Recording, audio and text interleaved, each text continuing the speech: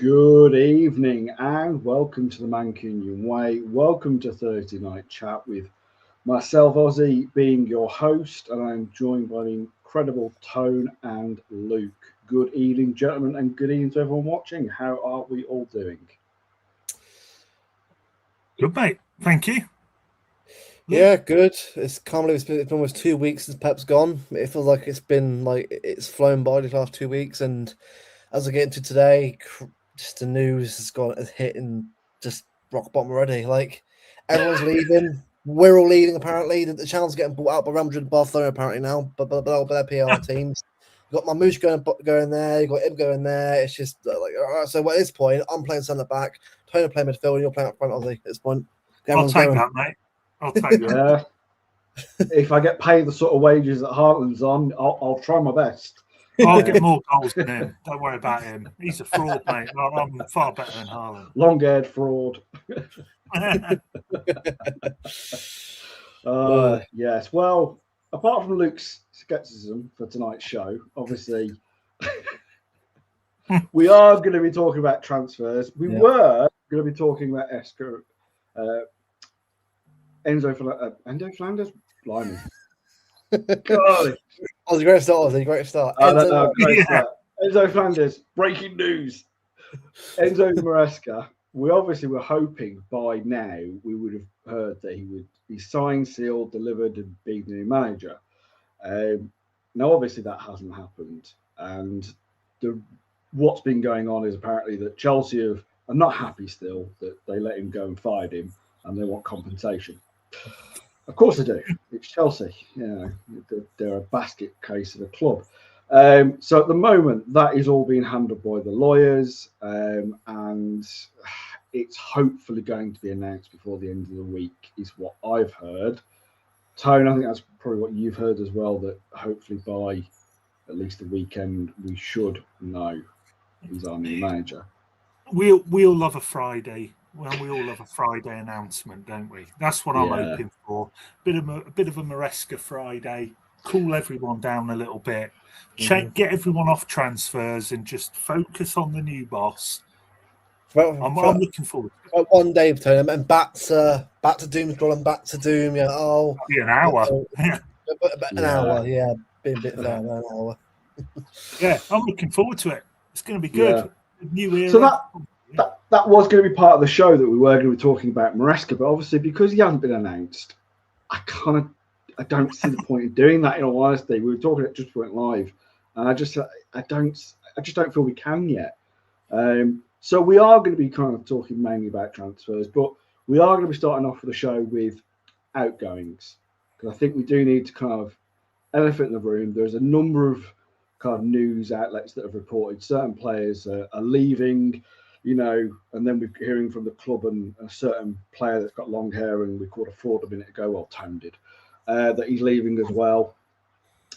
So we'll get into all of that. I have just noticed that Turkey scored for France. Awesome, you know. Hope he does well in the World Cup. So yeah, it's. I mean, for me, I mean, kind of when you just talked about Pep, Luke, I feel that we went through a bit of. We've already gone through the kind of the 7 phases of losing somebody. Do you know what I mean? Like it really. No, it does. Because I felt like at that Villa game, where we all knew it happened, we were all quite upset. We were all kind of like waving goodbye. And then, you know, after that, it was the parade and it was kind of, you know, then celebrating, you know, at the after kind of show at the Cop Arena. It feels like we've gone through the 7 stages of grief. Do you know what I mean? Like now I've kind of accepted it. Now I'm kind of like, that was a brilliant time, and we'll probably never have that again. But I'm ready to move on to the next era, really. You know. Yeah. Well, also, you've been giving me flack for about 2 months because I've been saying Pep's going for 2. In fact, more than that. You've been on my tail every day. Bollocks, bollocks, bollocks. He's extending. I've been told he's bloody extending. I said, he's gone, mate. He's gone. It's done, mate.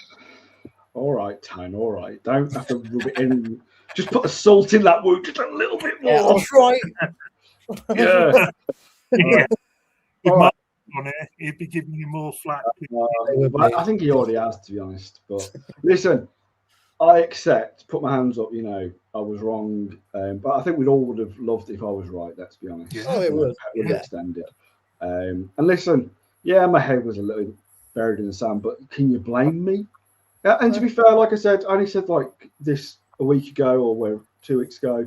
I said that in all honesty that, you know, some of the news was coming out that he would possibly extend and carry on. So, and eventually these journalists, as Tone, you know, knows, sometimes they're going to be right at least once. I mean, you know, a broken watch is right twice a day. So eventually they were going to be right at some stage. And they've been writing these stories ever since Pep walked through the door that he was, as soon as he came through the door, it was like, he's only going to be here for 5 minutes. He's a fraud. His level of football won't work in this country. So come on, you know, yeah. We've had the word fraud said 3 times. We've only been on bloody 5 minutes. No, 10 minutes yet. We're talking about frauds. Christ. I'm not going to start it. It's Luke's fault. He set the tone for the show so far. Like, yeah, sorry, lads. Things going down. Yeah, we brought him on a transfer show, and Luke started off by saying, I'm done with transfers for this year. That's bloody marvellous, Luke. Thanks, Luke. Do you know what it is, though, right? It's not the news that's actually genuine news. It's the rubbish from Madrid and Barcelona saying, we're getting these players because we're bigger than your club. It's like, fuck. And look where you both are. One of the clubs is 2 years trophyless after getting Mbappe through the door. Another one is still thinking that there's still it's mathematical. Messi was there.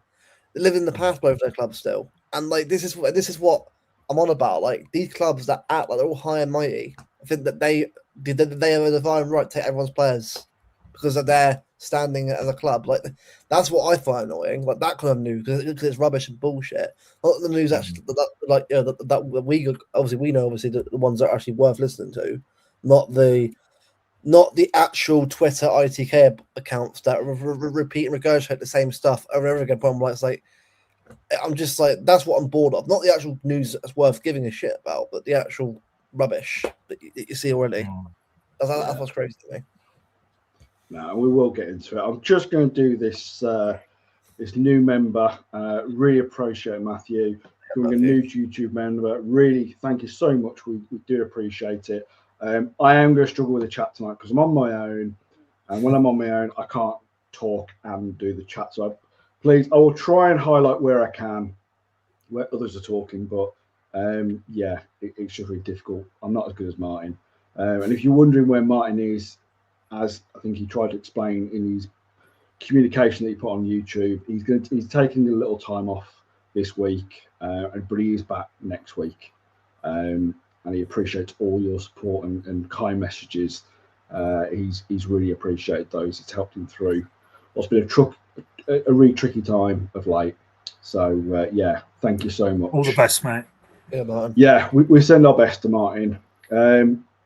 Rich is not unable to come on tonight. He's got a lot of work on. We are going to have to put Pat on the back of a milk carton because he's gone AWOL basically. It's this anybody. It's this bloody girlfriend he's got. I've heard he's too busy entertaining this girlfriend of his. What about that? You're making you awake. Back here. Yeah, exactly. Where's the priorities here? Standards have fallen. Very much have. So if anyone knows where Pat is, please let us know. We are looking for him. But anyway, let's get on with the show. We're also, and I've set this up and it actually works. I've got some new notifications that we're getting likes and heart emojis on Facebook. So we are on Facebook. So thank you to everyone who's joining us on Facebook tonight as well. Really appreciate it. Something new that I've been able to set up. So yeah, appreciate everyone who's watching. So tonight, let's go through some of the outgoings. Now, when I went through the list, I couldn't believe, if I'm honest, guys, how many potential players may be leaving. It's like 7-8 players that could leave. Now, I'm not saying all they're going to, but there's a lot of question marks on these players. Like we've got Trafford. There's still questions of Ake, Rico Lewis, Max Elaine, Calvin Phillips, Johnny Reinders, Napan. Yeah, I know. Napan. Do you remember Napan? Savinho, more likely going out the door, and Marmouche. I mean, yes, they may not all go. Nico G, of course. I forgot about Nico. Oh, yeah. But yeah, I mean, that's a lot of players that have got question marks over them. Some, understandably. Yeah. Like with James Trafford, who we'll start with first. But yeah, I was quite surprised with the amount of number that could possibly leave. Realistically, we've already had 2 exits already with Bernardo Silva and Johnny Stones, and I want to talk more about Bernardo Silva towards the end of this.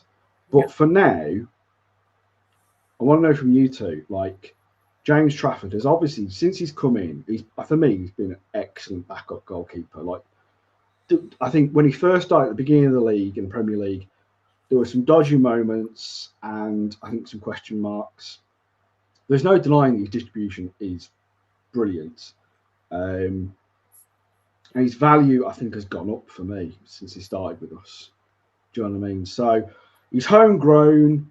He's potentially England's #1 goalkeeper at some point. Do you know what I mean? Going forward, I think he's got that much talent. What do you guys think? Do you? I mean, I know the rumours are that he's probably going to go, but if you could keep him, would you? What are your? So I'll start with you. What do you think, mate, with James Trafford? The goalkeeping controversy, honestly, it's balmy. I get the Donnarumma Trafford thing is the thing I get most comments about on my Insta and Alan and so on. Alan's constantly going bloody on about it with me. He said Donnarumma's being sold, by the way, this summer if he's watching. So we've got a charity bet. He's not in my list, Tone, so I'm just putting. No, so it's not happening. No, I like Trafford. Yes, just my view. Donnarumma's the #1 keeper for us, and he's #1 for a reason. His distribution, in my view, what I've seen with my own eyes, Donnarumma's distribution.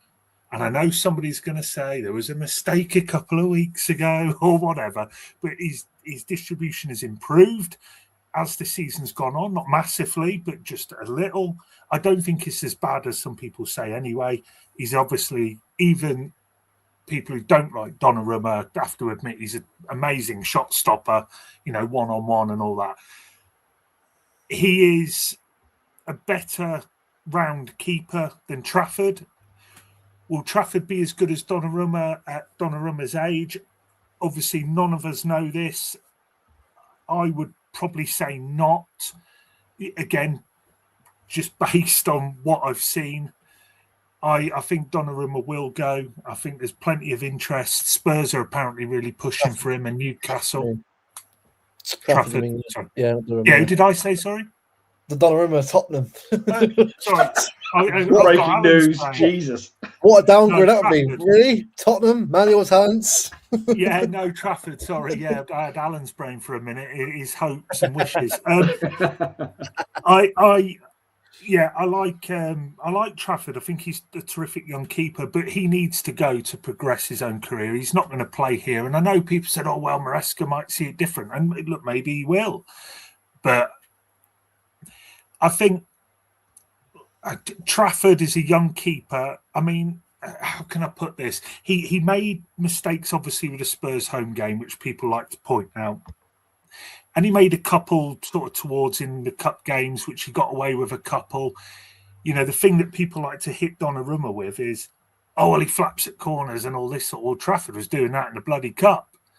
He did it a couple of times and then put the ball straight out of play a couple of times. If that was Donnarumma, he'd get bloody lampooned for that. But he needs to go for his own career because he's simply not going to play here while Donnarumma's here, in my opinion. Luke? What's the issue I have with the whole debate is that people are so against Donnarumma, but will defend Trafford no matter what. I'm not saying you can't defend players, but like, if you're going to be critical of Donnarumma, keep it consistent with Trafford. Because I'm going to be honest with you, it's turning very, very player FC with us now. It's Ortega and Edison's happening again. It's happening again, and people aren't learning a mistake because people want their defined way of playing, of having City play football their way. And the problem is they can't let go of that because they feel that they're right, that their way of playing is right. And people are focused so much on how we're playing rather than actually backing the team. Like, guys, football changes. We won't be the same team playing the same way forever and ever and ever. There'll be times where we change it up. It's just like people just don't really sort of like give players time anymore. Players have to go after a year. Oh, good enough. He's crap. Sell him now. What happens to giving players at least a year to bed in and another year to have a go again? Why are we so impatient now? That's what I mean, and that's what I'm baffled with. Like, why is the treble changing so much, people now? Like, it's gone so far where people can't just relax and just think, you know what, keep it the same way. It's how we got there for a reason. It's how we'll get there again at some point for later future. But what is the keeper for me? Look, whoever's in goal next year, I'll back. No matter whoever's in goal, because at the end of the day, right, they're a City player. I'm not a look. I have a fair player in the squad, but it doesn't mean that I'm going to back them of everyone else and never hire from criticising them. It's about being fair to criticism. And whether you speak about that, people go quiet because they know you're right, but they can't admit that you're right because you're calling out their agenda and trying to say, "Oh, but it's my opinion." But no, the thing is, though, it's your opinion, yes, but you can tell where it's coming from. You can tell how intense it is. And it's like people think that Trafford's the perfect goalkeeper right now. He isn't. He's good. I'm watching against Villa. That corner for Villa's first goal. It was but deflection. The way it was handled was poor for everyone anyway. But Trafford was a great representation either. And that's where he's got to improve on himself in his game. He's got to work on that. You know, commanding his box a lot better for corners. Yes, Donnarumma's not perfect himself, but that's the point. We're not perfect. And people need to get in their head. You'll never ever see a perfect team. It was a gap anyway. So for me, whoever's in goal next year, I'll get behind them back. That's what I'm going to do because I'm not going to change that. You can have who you prefer, but I can't bother to get into a fight over which one's better because back in opinion, it's just weird to me. It's very weird. Who do you prefer though overall? If you had the choice, and you know this is your opinion, who would you sell out the two? Well, look, the thing is, if I'm being honest here, people are going to think I'm crazy here. I think Trafford for me isn't quite there yet. That's fine. He wasn't anyway. People are like, oh, he is. Be honest. The cup games are great, but in the league games, of the 38 games, you will start seeing the issues. That's nothing wrong with that, by the way. I am perfectly. If people think that Trafford's away and says Maresca, fine. I'll go behind Maresca. I'll back him. I'll back it no matter what. But people, I've got to be prepared for the reality that a player isn't as perfect as they think they are. Trafford for me isn't quite there yet. So for me personally, I'll go Donnarumma. That's just me personally. However, whoever's preferred in goal next year, I'm behind. That's just how I am. But for me, Donna. On sport. Yeah, and sorry, I was just going to say, I think just following on from that a little bit, we're not criticising Trafford. All of us have said he's a good goalkeeper. We just prefer, I don't know about you, Ozzy, but we prefer Donnarumma. As I say, to me, he's more rounded, he's more ready, and I think Maresca will go that route. And I'm also not having that narrative of all the press when Donnarumma plays and all this. Everyone sees differently, and everyone's entitled to their view. But I don't see this thing, to be honest. But that's just me. But sorry, Ozzy, you go. No, I was going to say. I keep saying this, and I'll keep on saying it. The most important job for a goalkeeper is to keep the ball at the back of the net, and Donnarumma's done that this season. Like the amount of saves that he's pulled off, and I'm talking about world-class saves. Anfield. Yeah, exactly. And listen, we were sent. I can't remember who sent it now in our group chat on WhatsApp, but it was sent about his stats and about how well he's done the season. I don't know if you've still got that, and you want to say that, Tone, in a second. But his stats, for his distribution, are pretty. I think he's the best, actually. I think he's the best. Yeah, Martin's got that out. Exactly. Yeah. So thanks, Martin, for that. His distributions are the best in the league, and that's compared to David Raya, who's apparently the best goalkeeper in the league right now. So, and that's after his first season. Now, David Raya wasn't anywhere near that when he first came into the league, and I don't think David Raya. Am I right that he's only just a bit younger? I feel like David Raya, they're roughly the same, around that same age. I think.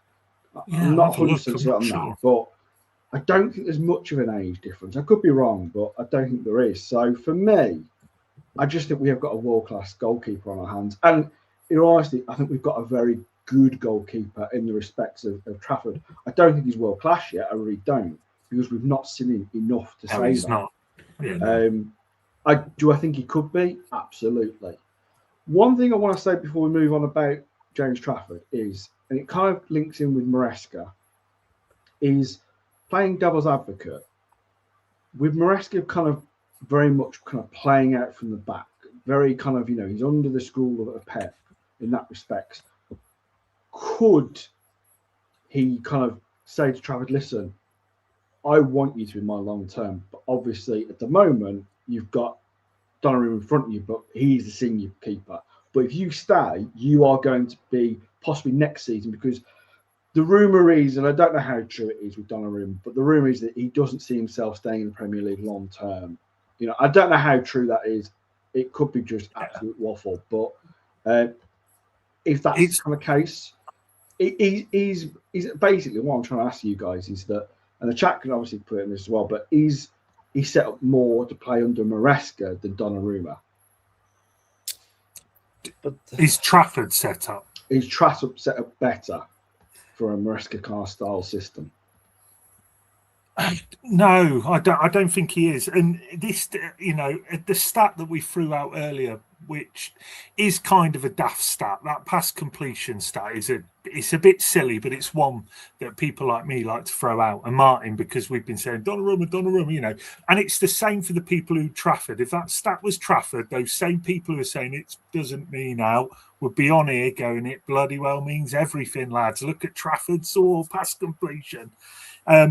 No, I don't get the over-criticism from not everybody, it's only some people, of Donnarumma and this thing about him. Donnarumma is far better goalkeeper than James Trafford as a round goalkeeper. When we had Edison, we need a keeper who can bloody well shot stop. We need someone who can actually save the bloody thing. Mm-hmm. We buy someone who bloody saves, and then suddenly, I want the guy back with who can kick it.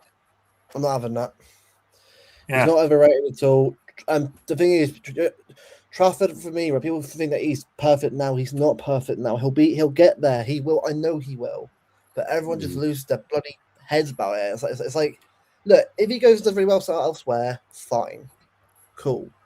But the thing is, the football, right? Are we a player FC fan, or we found the club? This is what I don't understand. Like, what exactly? The thing is, Luke. Sorry, I was just going to. The thing is, you're right. We've had this debate so many times, and not just with Trafford and Donnarumma. We had it with Jack Grealish and Doku a couple of seasons ago. We've had it so many times with different players going back for God knows how many years in Iceland. It just seems to be something that, as football fans, not only as City fans we do, but I think a lot of other clubs, City fans do it as well. So I don't think it's anything particularly new, and I think in a year or two's time we'll be talking about two different players and having this roughly the same kind of conversation. But I'd like to say, because I want to move on a little bit. Ozzy, can I very quickly just say Alan's been texting me, and I hope Alan doesn't mind. I'll read you it word for word. You have an agenda. Trafford is better for City. Donner is crap. Talking rubbish. And that's fair Alan. enough. I mean, that's Alan. That's his opinion. So we love him. And Alan's entitled to his opinion. Everyone's entitled to an opinion, even if I think it's wrong. But hey ho, that's just the way it goes. Evening, Ed. Are you there, mate? Yes. I'm here. I just got off work. How's everybody doing? Big up the chat. Big up the panel. Top man, Ed. Yeah. How's everybody doing? All good, mate. It's great to have you on. Just quick word, because I want to kind of move on with Trafford. I want to kind of we've got a lot of players to talk about tonight, so I don't want to stick on one player for a long time. So, Ed, is there anything you want to add to Trafford that we haven't already said? And then I want from you and everyone, is he definitely going, or is there a possibility he may stay?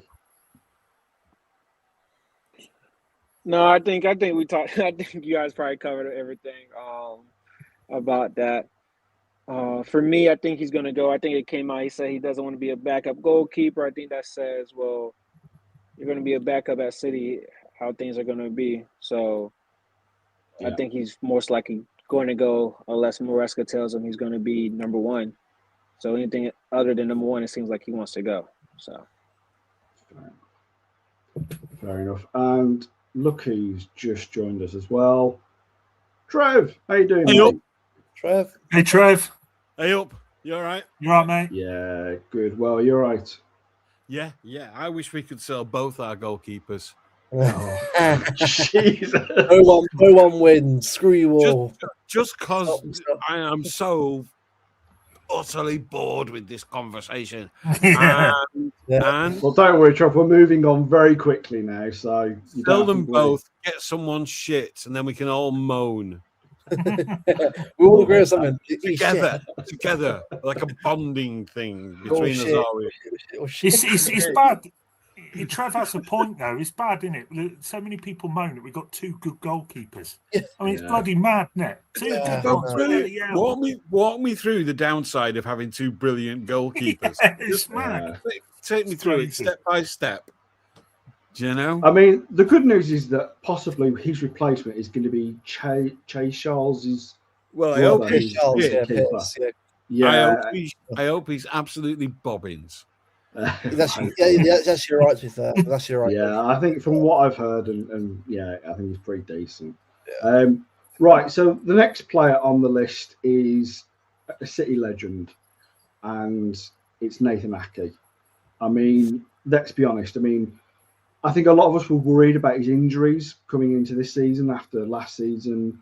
But in all fairness to him, like, the big guy that stands out for me is when he started against Arsenal and the performance he put in, like, it was like he hadn't started a game in weeks, months. It was just he slotted in and pretty much put in a man of the match performance. And I think we all said at the time as much. I mean, he's approaching 32, I think, if I remember rightly. He's been an absolute legend for this club. You know, he's not only a centre back, but he's played at left back as well, especially during the treble era.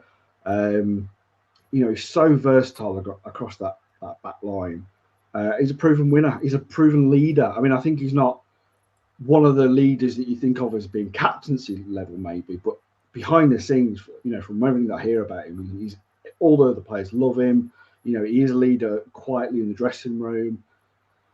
So part of me would like to keep him in the respects because I think, you know, we are losing a lot of senior players. But the problem I think is going to be for him is his play time. Is he going to be able to accept that he's going to have very reduced time? And is that going to stop the likes of, you know, some of the younger players coming through, you know, and getting their opportunities like Race?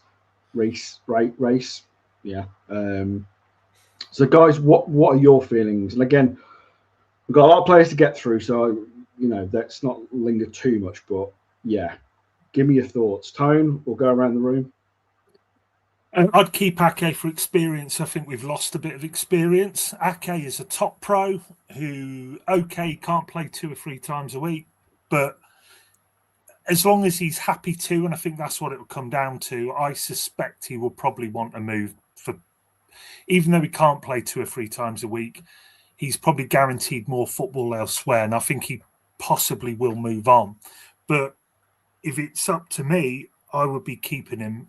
He has been, pound for pound, one of the best value signings that we've had in many a year.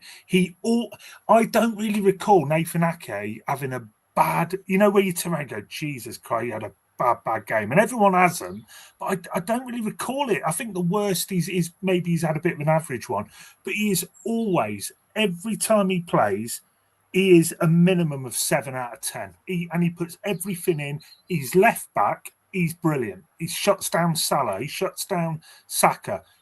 He is such a good pro and vastly underrated. Definitely keep. Yeah. Luke? Yeah, it's to me, right? Like, don't get me wrong, right? I've heard obviously that Vito Hayes might be part of the team next year. If he is, cool. I'm perfectly fine been being part of it, but you can't get all the experience straight away. You can't, because if you give every single bit of experience you've got in the squad, then everyone's standards has to be lowered then, because this team isn't used to playing at the highest level. So it's kind of like people want all the older players to go. Not everyone, but some people do. Well, the thing is, if you get younger players in, they need to learn how to be experienced at winning trophies. So there's going to be a caveat. There's going to be things against that. But probably people won't be prepared for that because they want things to go perfectly well straight away, which probably doesn't happen at all. Last 10 years are pretty much an anomaly for a lot of clubs in the world. Even Real Madrid and that win that amount of league titles and trophies within that amount of time. Maybe UCL is a different conversation, but that's why I think people need to understand this. Experience is a massive part of winning leagues, the Champions Leagues, and stuff like that. You can't win. You can't win at all without that experience. Like John Stones and Ake were crucial in getting FA Cup and Carabao Cup this season. Without them two, we wouldn't have won it. Like no Diaz, no Vardiol, had Gahey and Kustanov as well. Gahey and Kustanov are very good, but you could tell how experienced they were against Everton. So. You can say it's bollocks, mate, all you want, mate, but experience is important. You can say all you want saying it's bollocks and bullshit, but the reality is experience is important in a squad to go win stuff. You don't like that, that's fine. But all I'm going to say is, over the years of us winning stuff, also elder statesmen have been in the squad to help us get over the line. Yeah, can I just very quickly just say, Nick's made a great point there, and this is something that I bring up to somebody who wants City run like Chelsea. Oh, we need to buy 25 bloody 20-year-olds from South America or wherever because they're going to be amazing, you know. And it's nonsense. We'll get rid of all the unks and the older players. It's nonsense. You need experience. That's what gets you over the line. And Pep will said that many a time. Yeah. Sorry. No, Trev? Yeah, good context from Luke there. And also the person who wants to be Chelsea, go and support Chelsea. You'd be very happy there. In your where did they finish? Remind me, Trev, in the league. Who cares? It's basically, do you know what I mean? 10th. Go and be happy with your mid-table mediocrity teenage team. I think that some of our younger fans, can I call them Junior Blues? I think they think I would defend, and some of you who aren't as old as me but are not teenagers or in your 20s, would defend Ake because we're old, because we're unks. But we don't defend Ake because we're unks. And we don't defend Ake because we don't like the youth. It's not that. We defend him on what we've seen of him and what we think he's still capable of. It's only that. It's not a Ute versus... I'm doing the patois now because we're on YouTube. Mandem Ute. Don't do that again, please, Trevor. All that malark. I've been practicing, mate. Apparently, we've all got, even if we're from Manchester, we've got to affect the London patois. So smash them likes up in it, bro. So you sound like LB. He's done it. That's no offense to LB, just No, but we should rip him to pieces for it because when he goes on the shows with the Cockneys on, all of a sudden he becomes a yard man. What is talking like that for, RLB? Smack. So I'm gathering from you, Trev, you want Ake to stay. Am I wrong? Of course I do, because my overall narrative about the selling of players at the moment is that we're bleeding leadership and experience. Some of you are calling it experience, but I think that leadership is a huge part of that. Yeah. And so we're bleeding leadership, and he's still a great player. And defenders can go on for another, he's 31, 32. We can get another 2 or 3 years out of him. He doesn't cost us anything more than he already costs us. He's not putting a wage hike demand in. He's a fixed cost, predictable, will come in and do a job in every game that we put him in. Spot on. Yeah. Ed? Ed, sell him. Yeah. Can you guys hear me well? Yeah, I can hear you, mate. Go for it. No, I think for me, I think it is time for Ake to go. For me, I think he's not a left back for us anymore just because of the style of play we have. So that really leaves the left center back position for him, and he will be third choice at that position. I think the writing was on the wall when they said they're going to try to bring back Hayes. And sometimes, sometimes a way to show respect for these players is to let them go to a club where they can get more football at. I think even last season, I don't think he plays that much if we are fully healthy. And I think that's a disservice for his abilities, what he can still do in the game. And I think of a club like if Bournemouth come in back in form, I saw him linked to Bournemouth. If Bournemouth want to bring him back and he can go play Europa League football, I don't think the club should hold him when he can go get those minutes, goes play meaningful football for somewhere else. I think he still can play at a high level, at the level we're trying to compete at and trying to get back to. I don't think he's at that level anymore. I think, for cup games and stuff, he can still do a job, but we're trying to, like the chairman said, we're trying to get back to a certain level. And I think from all he does, he's still a good player, but I think it is time to move on from him.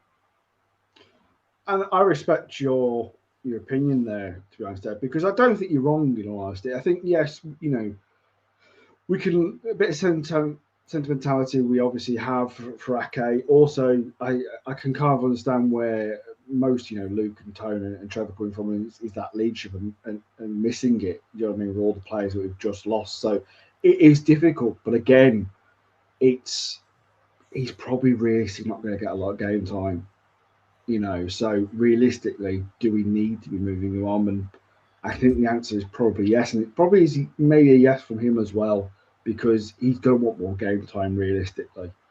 He's on last year of his contract. He may see it out, he may not. But we'll soon see, because I think he'll go. If he's going to go, he'll go, either just before the World Cup starts or just after. So yeah, we'll see on that.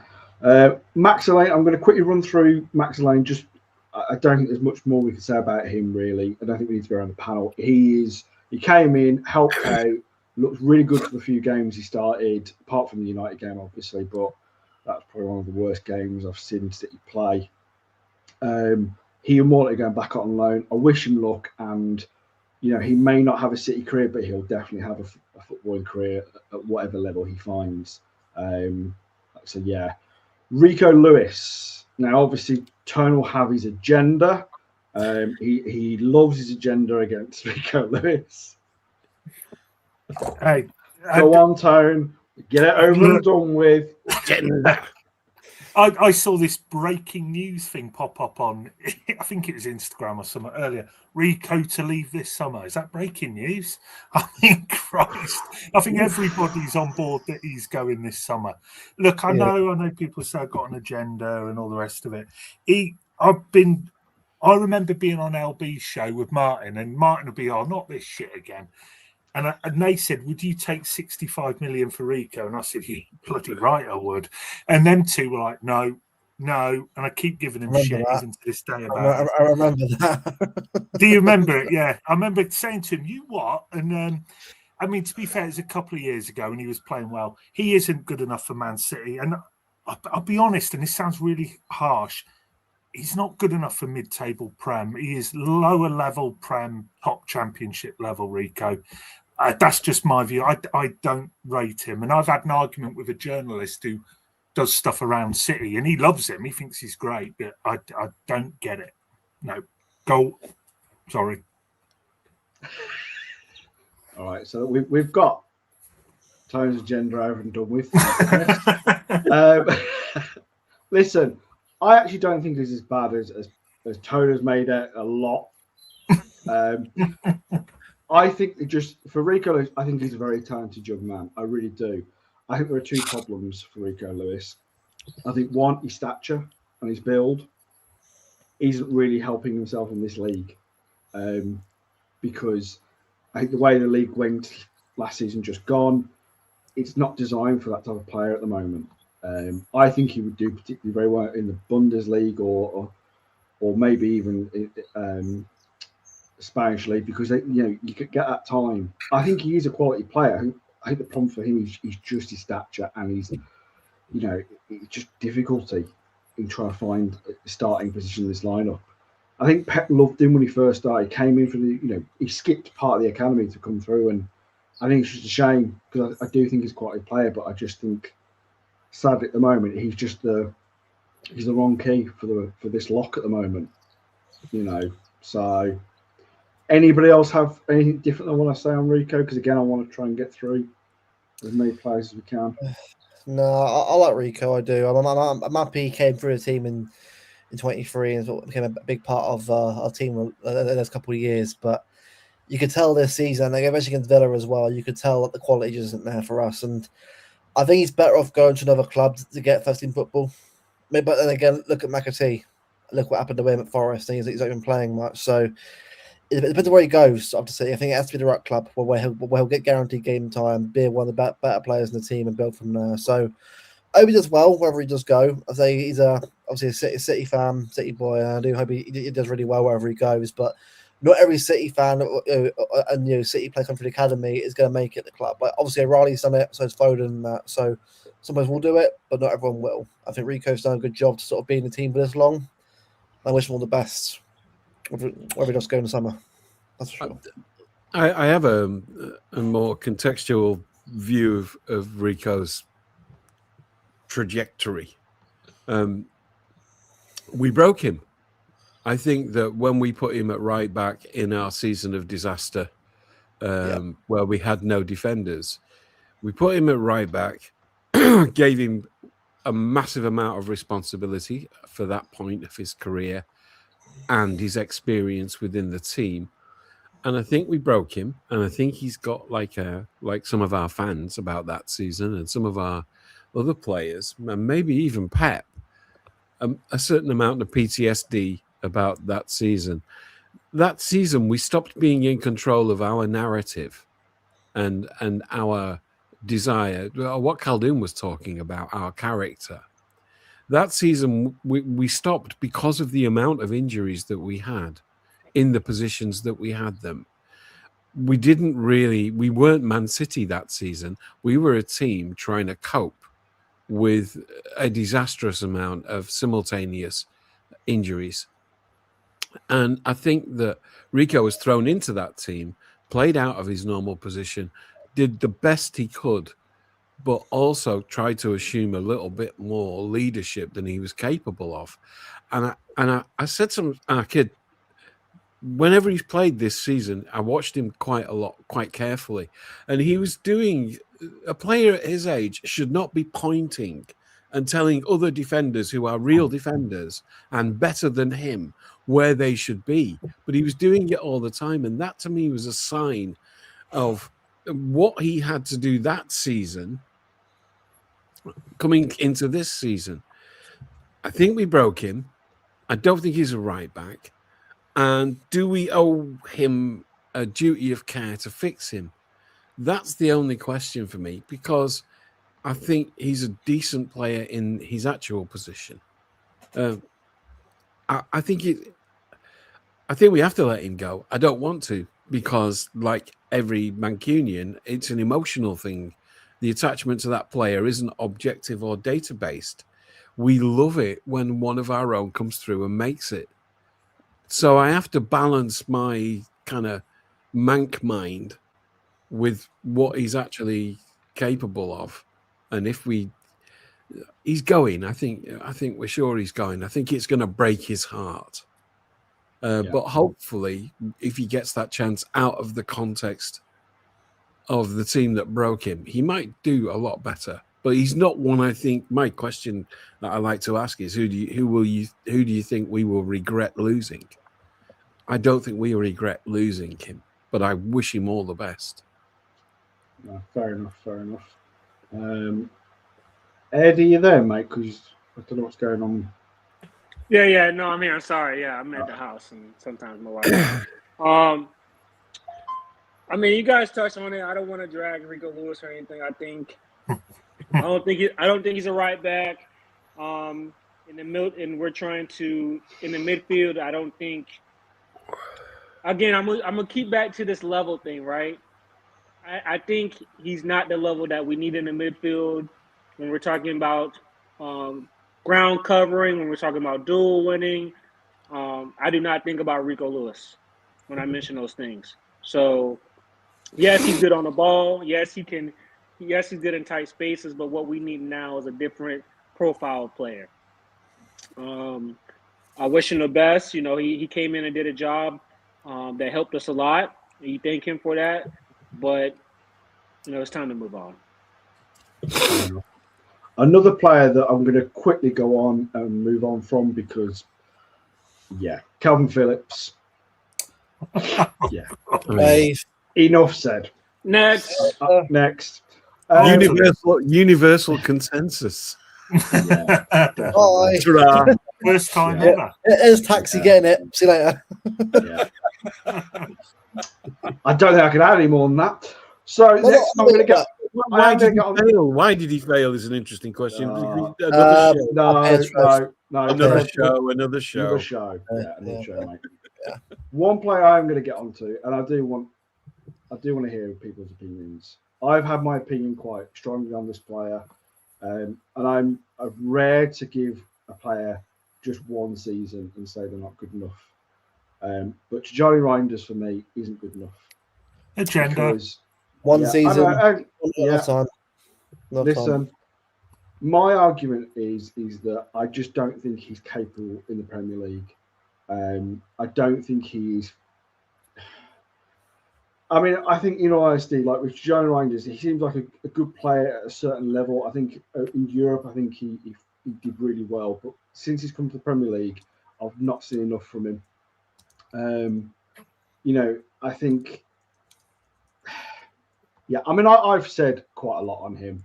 I just think when I'm being brutally honest, and I'll just say this because I've said a lot about him before, and you guys can kind of have a bit more to say. But for me, I think of him in that starting midfield next season, and I think, is he a starting 11? Is he? Our midfield for me has always been, since 2011, 2012, has always been, we've had the best midfield in the league.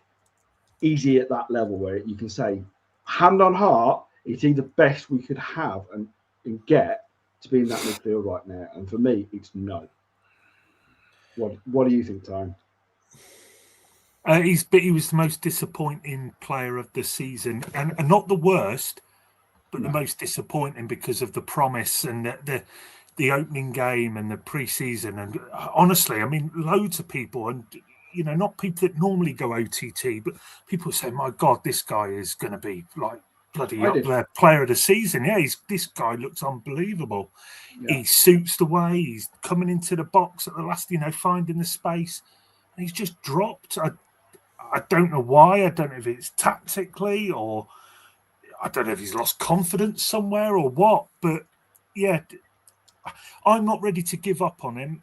I'm not against keeping him. He's only been here a year, so I would give him another. I've got a funny feeling he's actually going to go, but I would keep him myself and give him another year because there is a player there. We've seen it, and maybe Maresca can get more out of him. I mean, listen. I mean, the links started only like, just after the season finished. The links were already starting to come through. Atletico Madrid are interested. Some of the Italian leagues are in. Teams in the Italian league are interested in him. I think that just screams that I think his agent is already looking at trying to move him on. But yeah, Luke. I said it's been 1 year. I want to give this guy. I don't like the idea of letting players go after a year. For me personally, I get everyone can say they're not good enough. That's perfectly fine, but I feel like you've got to at least give him another chance with Maresca. See what he does. If he doesn't do well at Maresca, then fair enough. We're giving it a go. But I don't like. There's nothing against you, was it? I get where you're coming from, but it's like, what happened to giving players at least a year to bet in the club? Why we turn to Real Madrid, or Liverpool? Well, right, yeah, good enough. So instantly, why are we doing this? Why do we want to be this club that's so different? I don't really get it personally. Sure, if he was absolutely disgraceful and did nothing the entire season, fine. But honestly, why not just give him another chance? Do you know why, Luke? I'm going to be brutally honest. Because his age. Because if you give him another season and he still performs at that level like he did last season, his value goes down. I think right now, if the links are true that Atletico and some of the Italian clubs are looking at him and may pay 30-40 million, I'd do that now, because in another year's time, if he performs exactly like he did this season, or even just maybe a little bit better, and you still don't think he's good enough, his value would even gone further down. And listen, some players, and we just have to accept this, some players just don't work. Calvin Phillips, now that's extreme kind of look, but some players just do not suit a team, maybe, or they don't suit a league. And I just think at the moment, honestly, hand on heart, he just doesn't. He didn't get off the bench for most of the end of the season because Pep didn't trust him. And if Pep did not trust him, that screams alarm bells to me and says enough that I just don't think he's good enough. Anyway, Trev? I think there might be a banana analogy here. Hang on. Yeah, you know bananas. I'm aware of them. Right. Yeah, the yellow and bendy and delicious. Yeah. Right. Yeah. But they go off when you don't look at them. You know what I mean? This is the best banana analogy I've ever heard. I mean, it might become part of the football vernacular. Do you know? And they go off really quick when you don't look at them. And I think that can apply to some player. I'm trying to make this work now because I like it. I don't know it. Can you see the cogs going? Right, Trev, you've gone big with the banana analogy. You got to make it make sense now. You really have, Trev. Yeah, pressure's on. I was on the way though. I think when you look at them, when you don't look at them, if you look at them, they don't go off. And I don't think Reinders has had enough exposure. I think another year. Okay, Ed. Oh man, this is a tough one. I think we all can see his quality on the ball, in the box. But again, it depends on the profiles. I mean, our midfield. We're gonna be talking about this midfield all summer. I feel like it depends on the system. I don't know if Maresca sees him as an 8 that can go with the 10 if he doesn't with the fullback to go up in there.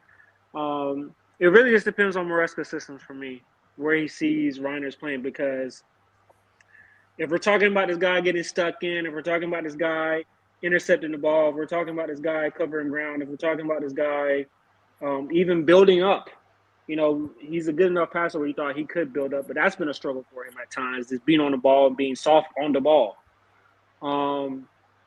So there's a lot there to work with when you talk about around the box, high up the pitch, but there's a lot of stuff lacking there that you want an all-around midfielder for. So I'm really 50-50 on this guy, to be honest. I'm going to leave it up to Maresca on his vision of that midfield. That's what I'm going to leave it up to. Fair enough. Yeah, and time will tell, really, in honesty. But like I said, I just don't think it's at a level. I really don't. So I'm going to try and whiz through because I'm aware of time. Savio looks like he's about to leave, and it's looking like Spurs are about to complete that deal. I mean, that deal seems like it was as soon as the season finished. I think, his agent was already in London and trying to get a deal done with Spurs.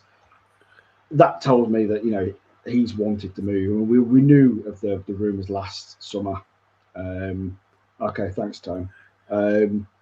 So I think, listen, I mean, again, Gender FC with Tone and myself, probably has been a bit of this. At the moment, he's just not good enough.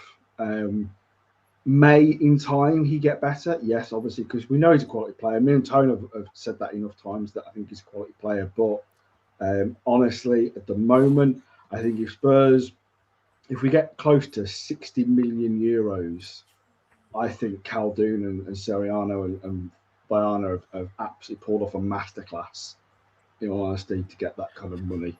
Because that's what I'm hearing that he possibly might go for. I think maybe we need a scale for my which players do you think we might regret selling? Maybe that'll get people to commit.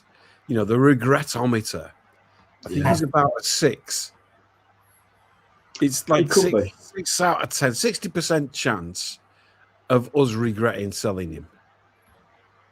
It could be. There is that chance with every player. We had that with Cole Palmer. But I never regretted it. No, I'm not saying you did, Trev, but I think there was a lot of regret at the time. Yeah.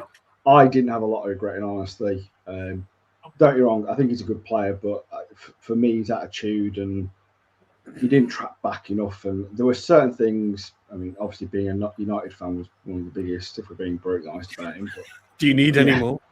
Do we need any more, honestly? The other probably player that I think we do talk about is Omar Mamouche.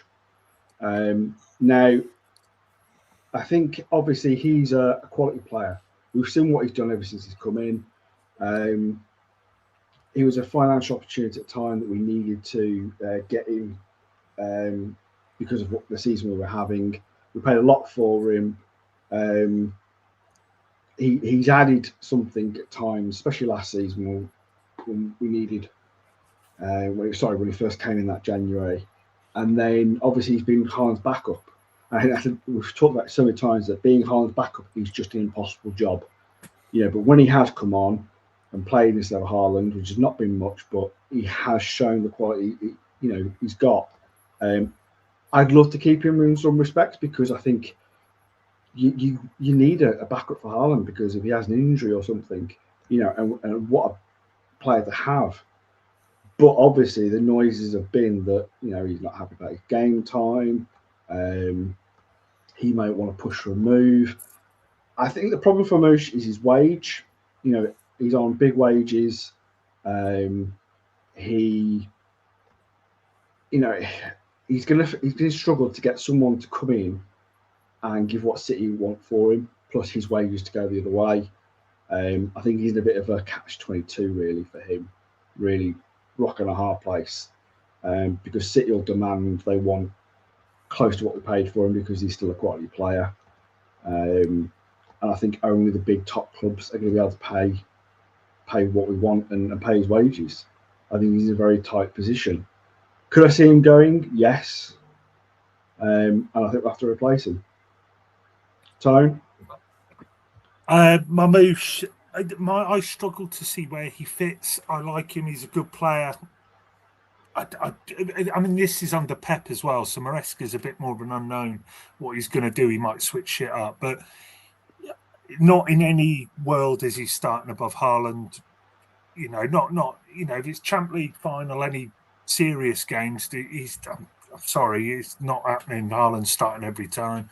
So I know this, that he can maybe go out left and behind the front man and things, but I struggle with Mamouche, and I like him. He's definitely got a good player, but he's one that I really could see going. I know there's serious interest in him as well, so I hope he stays and we see him for another year, similar to Reinders. But I can sort of see where Reinders might fit. I struggle with Mamouche. I do struggle to see where he plays consistently. Yeah. Luke? I'm sorry, mate. I've just realised I'm blocking your. That's all. That's right. Mamouche to me is a weird one, right? Because as a player, I like the idea of him. The idea of what he can bring, the goals, the bit of danger in the box of Haaland, like the link up they both had together was quite good. I wish we saw that more last season, maybe in Europe, maybe. It would be nice to see that. But like Tony said, Maresca's system, people feel like they know what's going to be. But we don't, do we? Like I've said before, next season is basically going to be like Pep's first year again.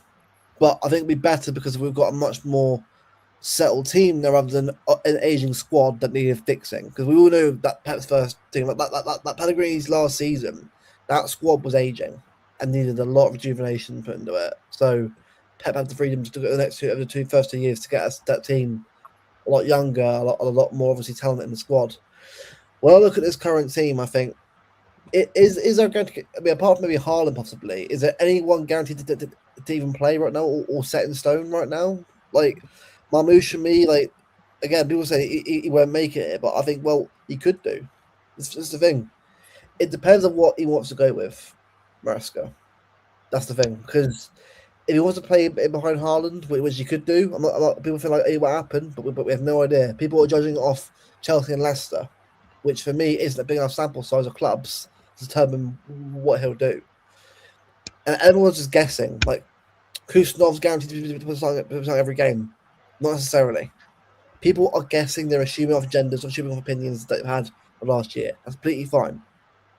But I think someone like Mamouche, who people are thinking will leave, could very much well be a player that I could see being given that redemption, well, not redemption, a rejuvenation, a chance to sort of go himself under Maresca. So personally, if he's happy being here for another year, I wouldn't mind keeping him around to see where he would fit. Obviously, look, after Maresca's first year, we'll know exactly where everyone is. We'll know where they're right. This guy good enough. We'll start knowing obviously where it is. But considering his first year, I wouldn't be selling at everyone off the bat. Like, let's let Maresca decide who he thinks is right. So for me and Mamouche, I keep him personally. See how he does with Maresca. Trev? When we signed him, United were making a lot of noise about Šeško, and so I paid some attention to both of them. And in the January when we signed him, he was 9 goals ahead of Šeško. He left in January and ended up for the season 9 goals ahead of Šeško. Right, and Šeško stayed the whole season in the Bundesliga. So he's obviously a predator, and his role in Germany wasn't how we played him. He wasn't a backup striker. He was someone who played behind the striker, and everybody often says that they want that, but he's not been given that chance. And I think he had a relationship with his striker at his previous club where he didn't get in the striker's spaces. I think he got in Haaland's spaces too much. They didn't have time to work it out. He didn't have time to learn where Haaland's spaces are, which are probably much bigger than the previous striker that he played with. And I think given time to work it out, it could be lethal. because he's an absolute predator in the box as well as a decent backup. My overall point about Marmoush is if we get rid, we are automatically accepting a downgrade in that position. Because who are we going to buy? A project player to play behind Haaland? Come on. Yeah, like there's Troopy, who's a good player, but again, like you said, Trev, project player. Like always guaranteed, but 1 year at Bournemouth is not enough to say that he's guaranteed to be. Well, hang on, Luke. We'll get, don't spoil it because we'll get on. Sorry. You opening your Christmas presents. Yeah. On the 23rd. Stop it. Yeah. Before, when we started the show, it was miserable. Yeah. But as soon as we start talking about He's off now. writing, Yeah, well, I'm here now. I'm all right now. You've had a peek. It's an action man. Yeah. Yes. Yes. Some Lego. Yeah, And I an think orange. Mamouche, he is. We know who the quality he is. I think it's just, as I said, it's difficult to say like at the moment because of all the. It's getting him into the team, which I see Tone's point, I see Trev's point, absolutely. But even just as a backup striker, he's one of the best we could ever have. It's the same with the goalkeeper issue that we've got. So, yeah, Maresca's got a lot of work ahead to do. One player that I said to begin with at the beginning of the show that I want to talk about as an outgoing, who's already left, but he leaves a big hole, is Bernardo Silva. Mm-hmm. Now, for me, there was rumours obviously before the end of the season that people would love him to extend another year. I would have got that in some respects, but I think him and Pep leaving at the same time is such a massive issue because Pep, he was basically the teacher's pet for Pep, wasn't he? Let's be honest, because he was the go-to guy for Pep. He played everywhere apart from goalkeeper. That's the joke that we had with Bernardo, wasn't it? He was also a Swiss Army knife. Yeah, this is what I'm saying. He really was, but he was also just. He ran the show at times. Do you know what I mean? Like he was such an integral player. So I think the problem is that I partly feel that he either should have gone not last season just gone, but some season before that, because it would have been having Pep at the wheel with having someone coming in new maybe or someone existing to kind of fill that void.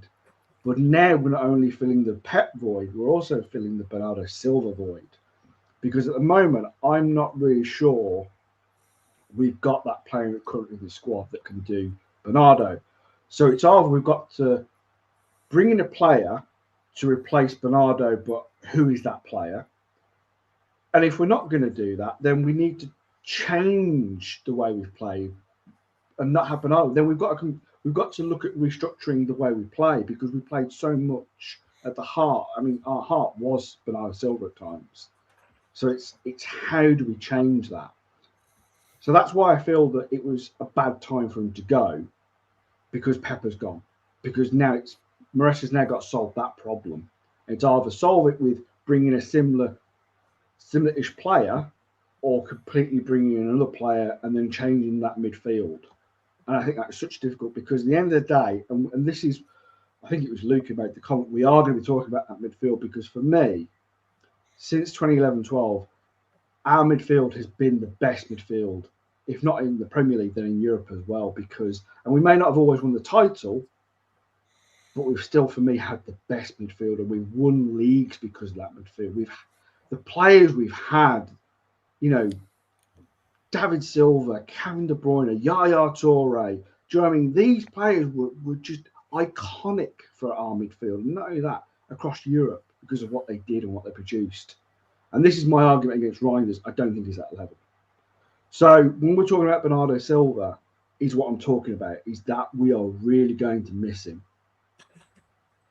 Tone, how does Maresca fill that void? Anderson. Someone mentioned it. I think it was Low Fat in the chat.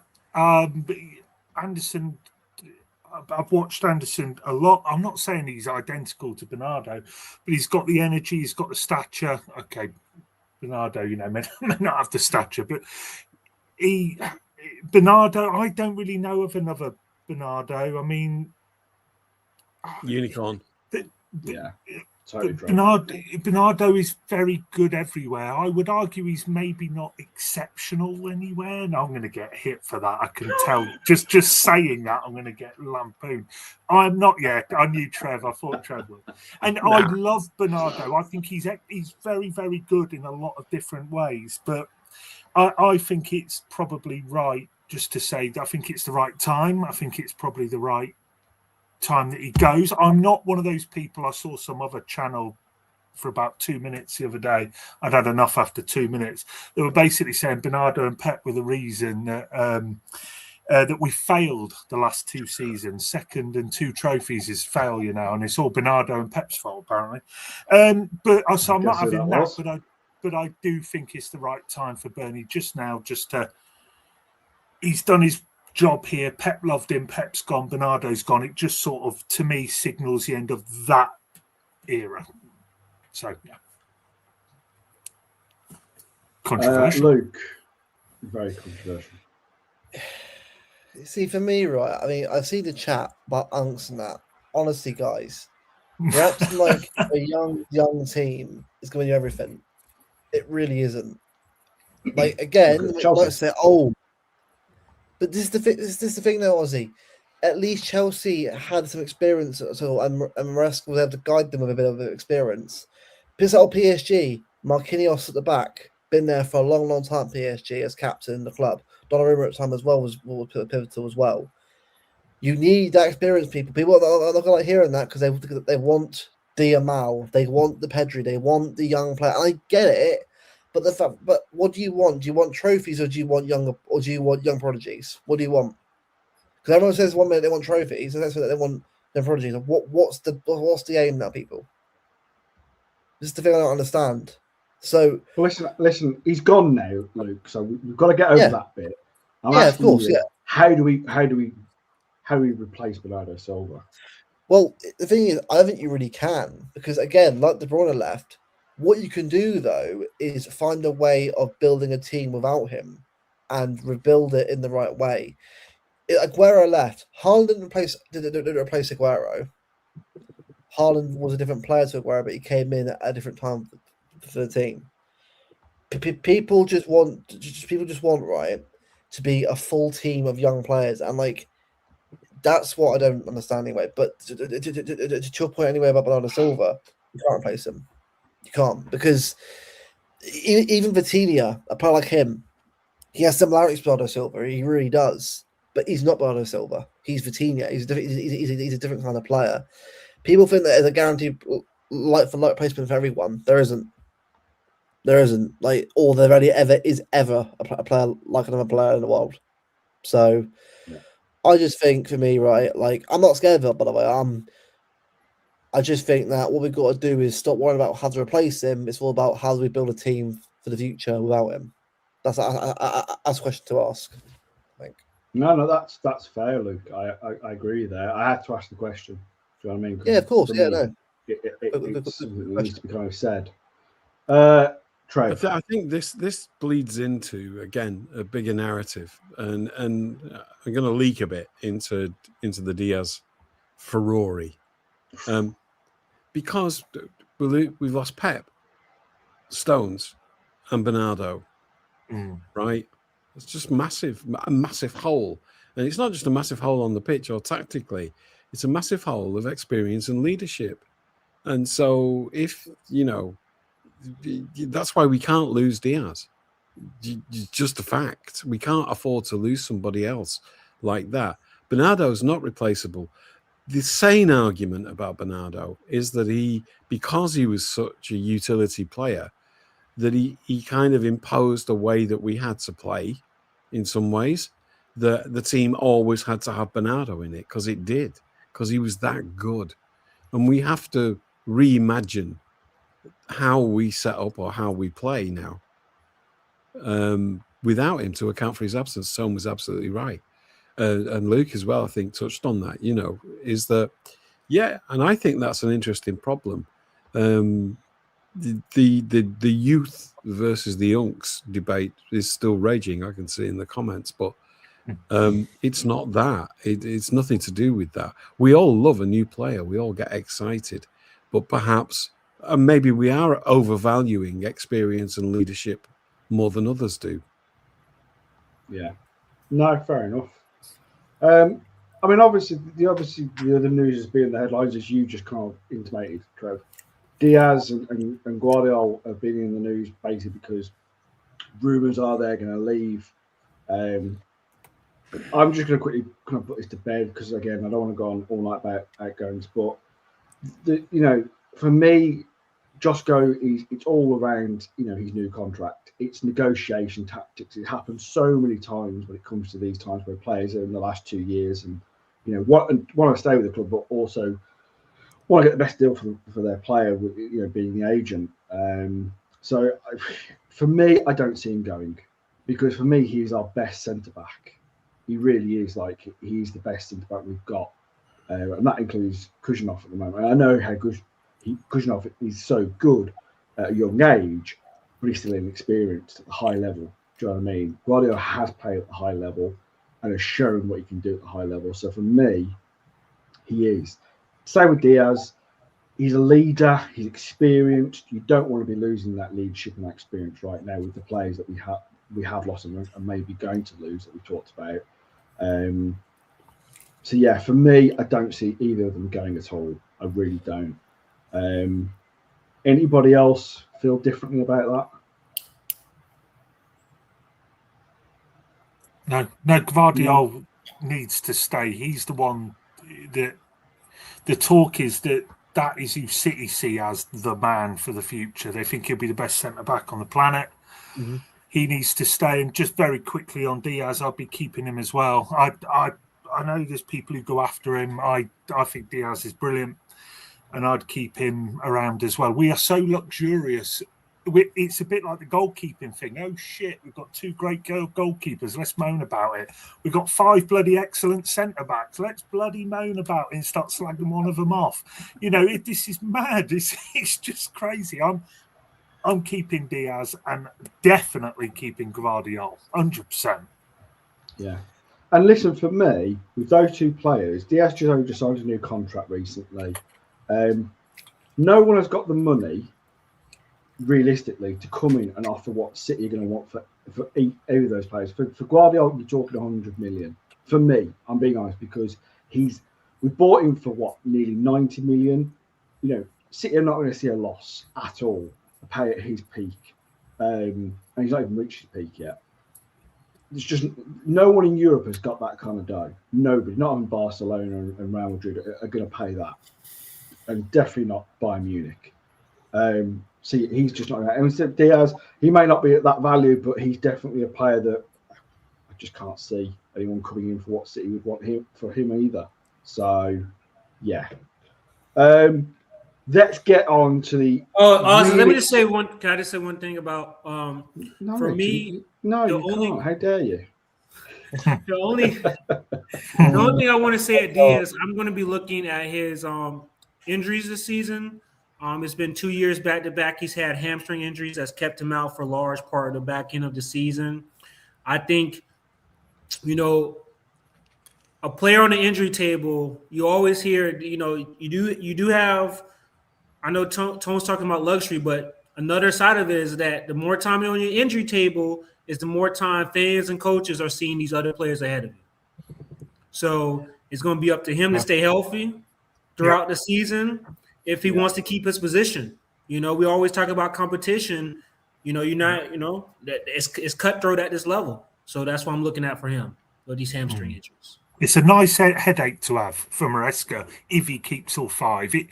There is a possible issue, obviously, with game time because you've got 5 top players who will all want to play, but it's a bloody lovely headache to have. I mean, Jesus Christ, 5 world-class or potentially world-class in Kuznetsov, maybe.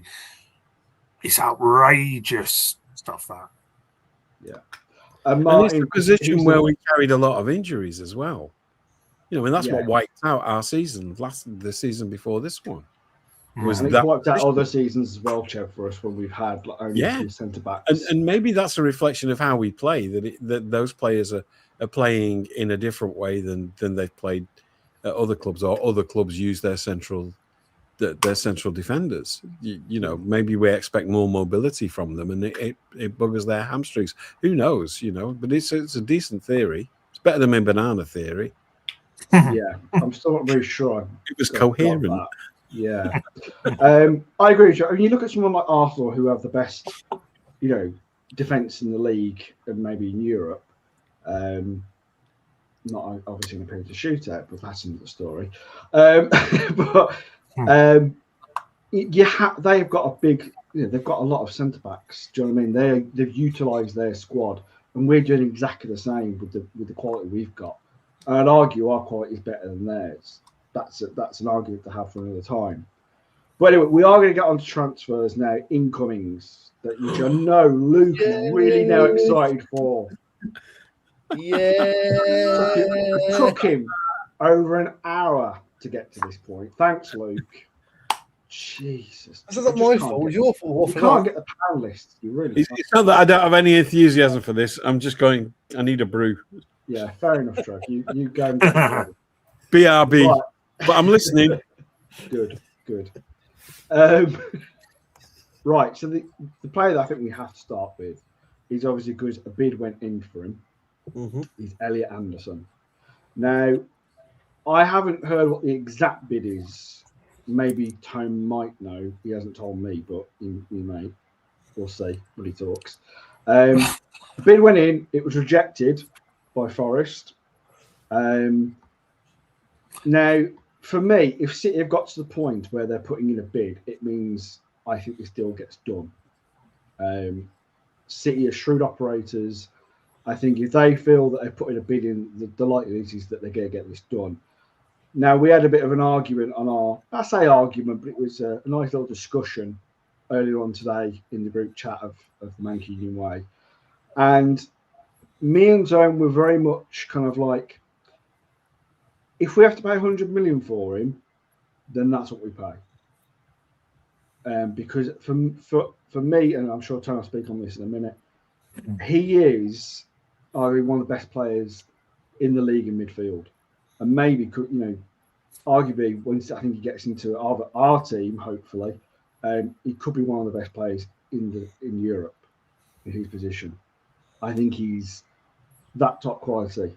I really do. And I think if you compare him to Declan Rice, because you also got to think about the English so-called quota, I think that midfield needs quality. I talked about it earlier. I think if we're going to have the best team and we want to go and win the likes of the Premier League and the Champions League, then we need to have these top players. And sometimes you can't always get them early. You can't always get them when they're, you know, you could get them for 50, 60 million.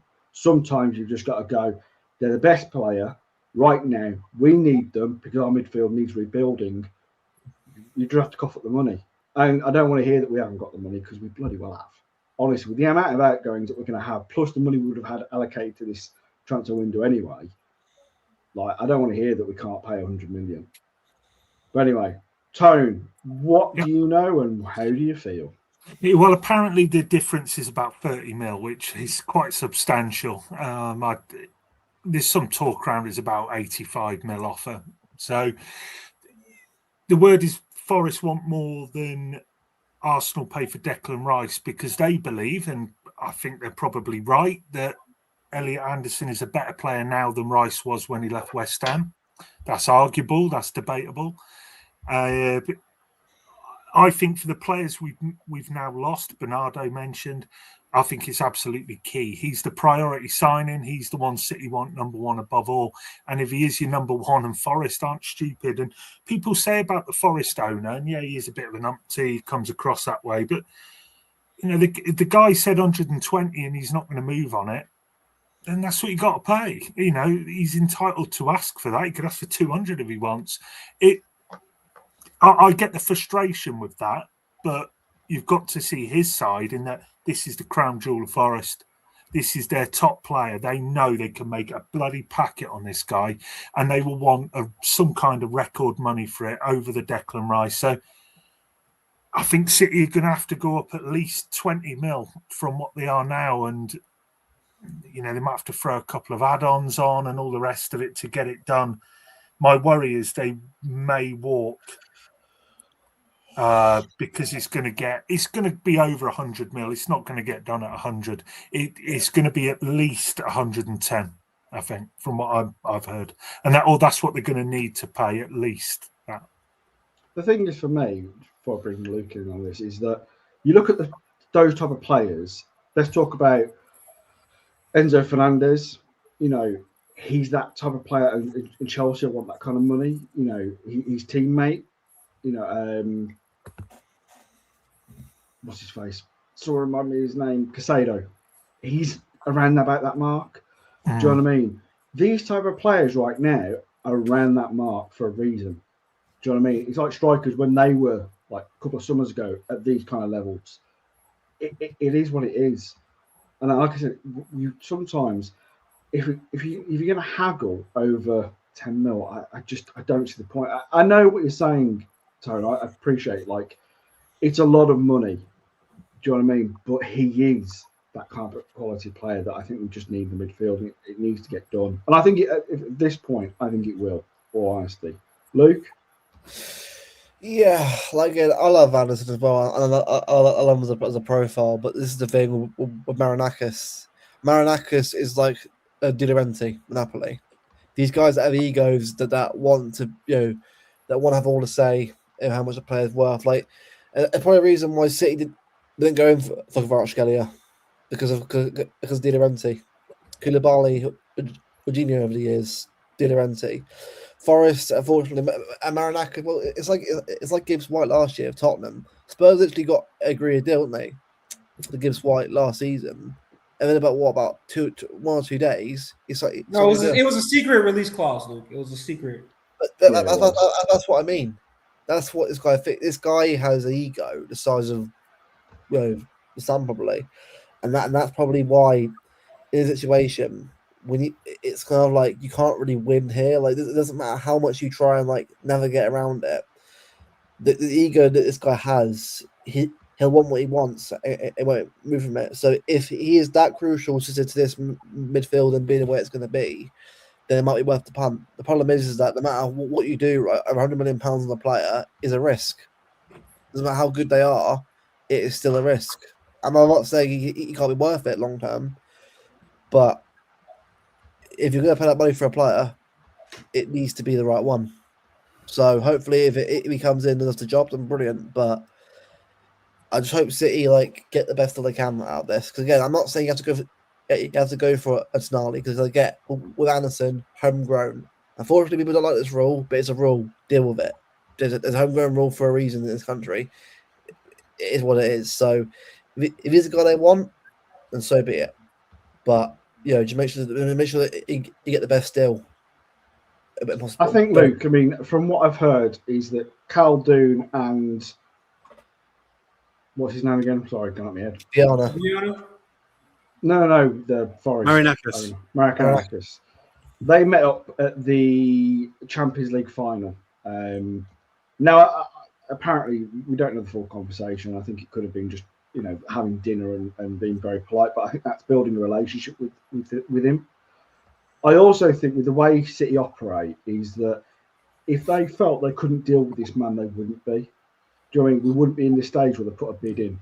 Do you know what I mean? I think if he had turned around to City and gone, it's 120 million, take it or leave it, City would have, I think, walked away and not even put a bid in. That's the way I look at it, in all honesty. So I think this deal does get done. I think it's just a matter of time. I think it'll either get done. We've got just over a week before England kick off. I think it gets done before England kick off. Evening, Governor. Nice to see you, mate. Looks very nice where you are. I don't want to hear about the weather, so just. Good morning, good evening, wherever you are. Sorry, Hello, mate. it's a bit chilly this morning, but sun's not come up yet. Said, don't talk about the weather. Don't. I'll kick you off if you talk one more comment about the weather. I mean Okay. How are we all doing? All right. Yeah, we're good, mate. We're good, mate. I've been listening, but I forgot what player are we up to. We're currently at Elliot Anderson. We're on incoming. We're at incomings now. Here we go. We've got to get rid of people first. We've always No. talked about that. No. That's not No, allowed. Ollie, We're the door. Players in now. incoming. Not conditional incomings. We're just talking about incomings. Because Okay, then. Okay, so are we going to... What we're We're on looking at Anderson. money-wise? we're on Anderson. Yeah, what we're looking at money-wise? 110. 100 million. Yeah, 110. Do you He think they're comes going to pay it? I think he comes for 105. Yeah, I think he does. I think he's Breaking. around about that mark. Have you mentioned, would detect recall the other way? Oh. Would you? Oh. Would you? Well, I think he'd do well there. The last He'd player do was better than Samson, didn't McAtee. Yeah. he? Oh, yeah. McAtee. Oh. You know, he'd do better than him. I mean, like I said, does anyone feel that? I mean, obviously we can get onto Tonali next because that's obviously the next name that's being bandied around. Now, for me, Tonali he's a good player, but for me, he's reached his kind of peak. I know he's a good player, but I don't think he's going to get beyond what he currently is. Do you know what I mean?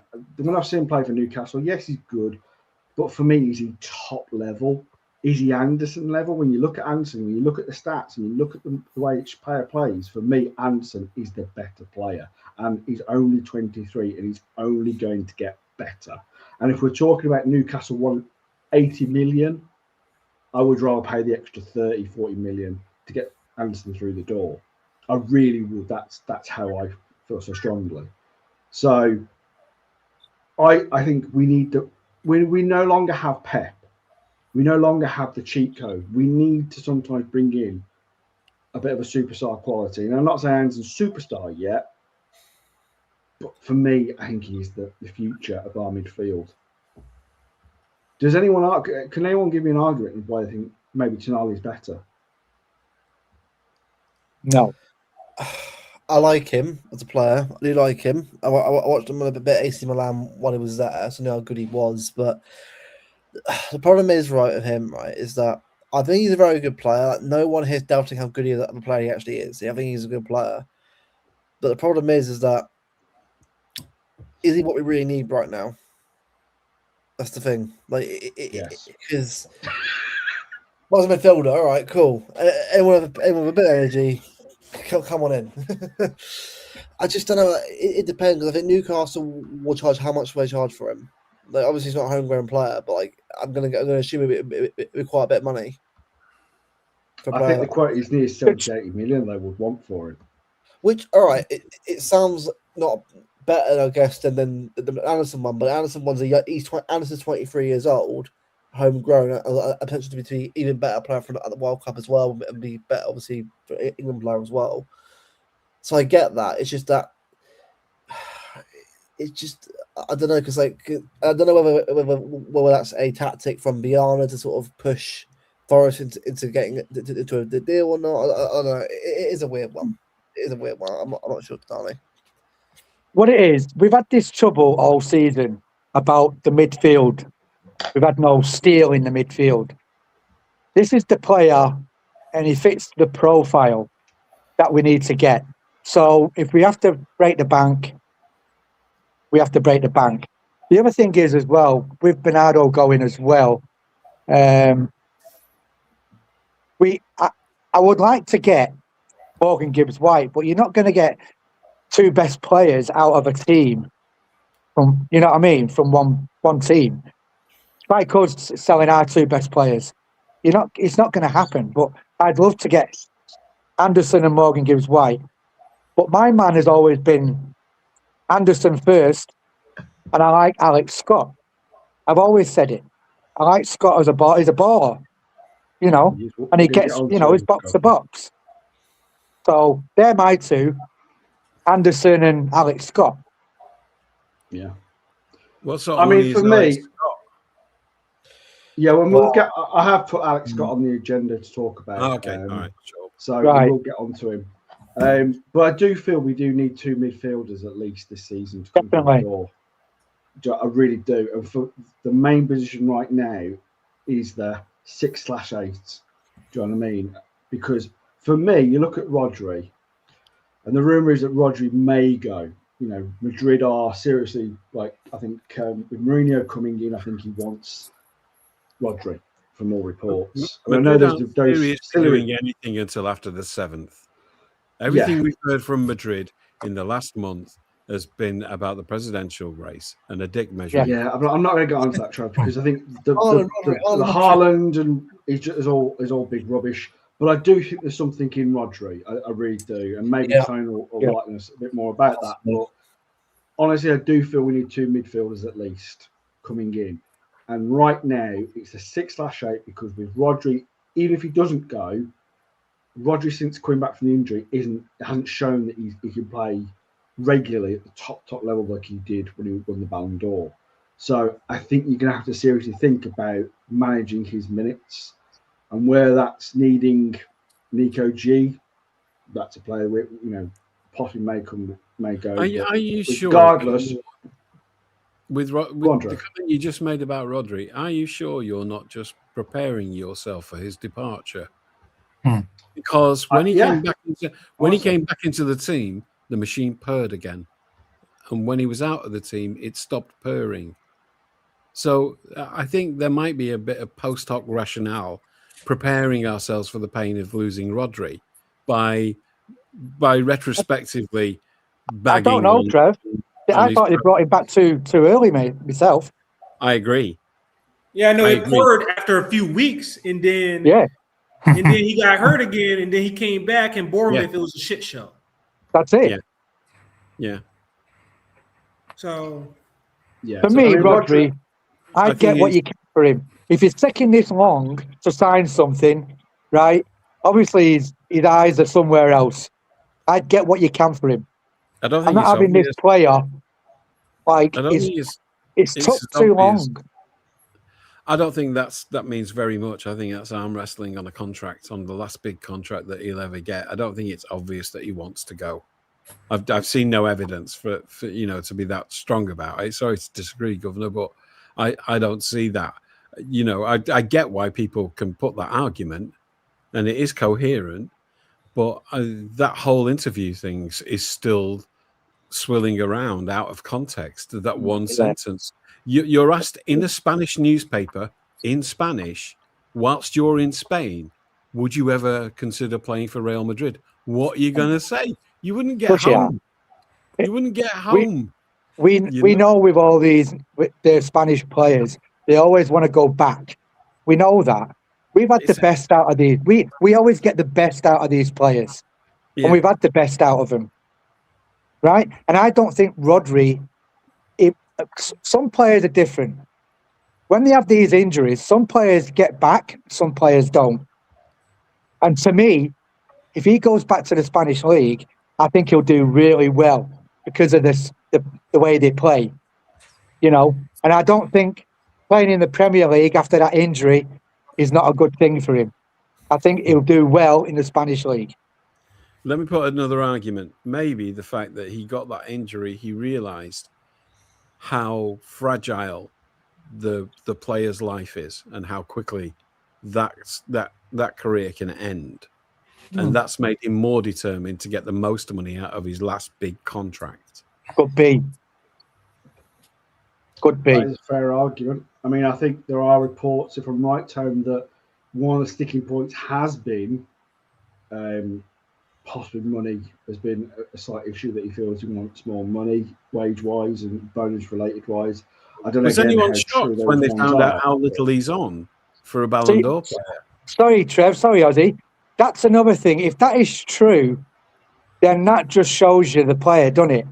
If he's what's too much? If he's on 375 now and he wants more, like, what's going on?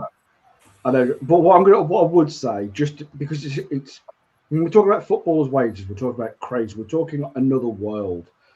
I also have to remember, like, it's a lot of times the players aren't looking to negotiate themselves and get more money. It's the agents. The agents are always pushing for more money. Do you know what I mean? So, and he's going to let his representative do that job because that's what he pays him for. Do you know what I mean? If he can get more money out of the club, can you blame him? We all would if we could do it. So Yeah. Well, that looks I'm bad not on the gonna- player, I'm not though, gonna doesn't it? say- Yeah, but I mean, still, like players have got to concentrate on the game rather than what they're going to be earning. So I don't want to go too heavily and criticise Rodri for that.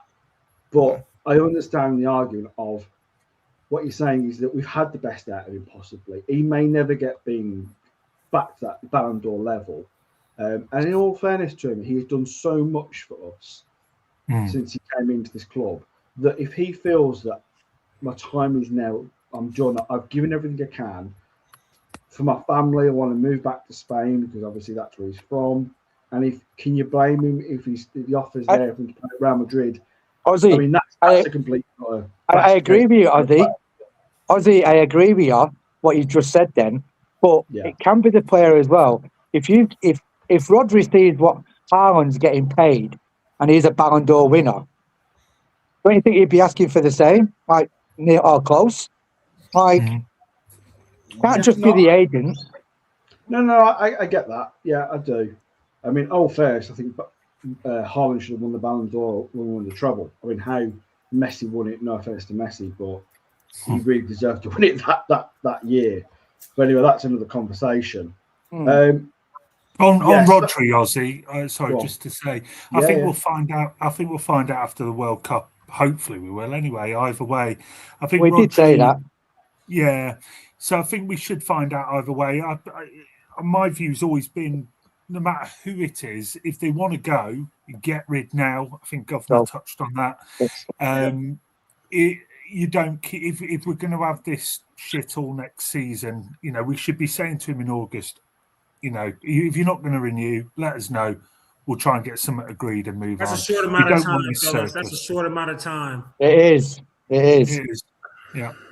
I mean, the most sinister way to look at this, if I put my other head on, is that actually this is all deliberate.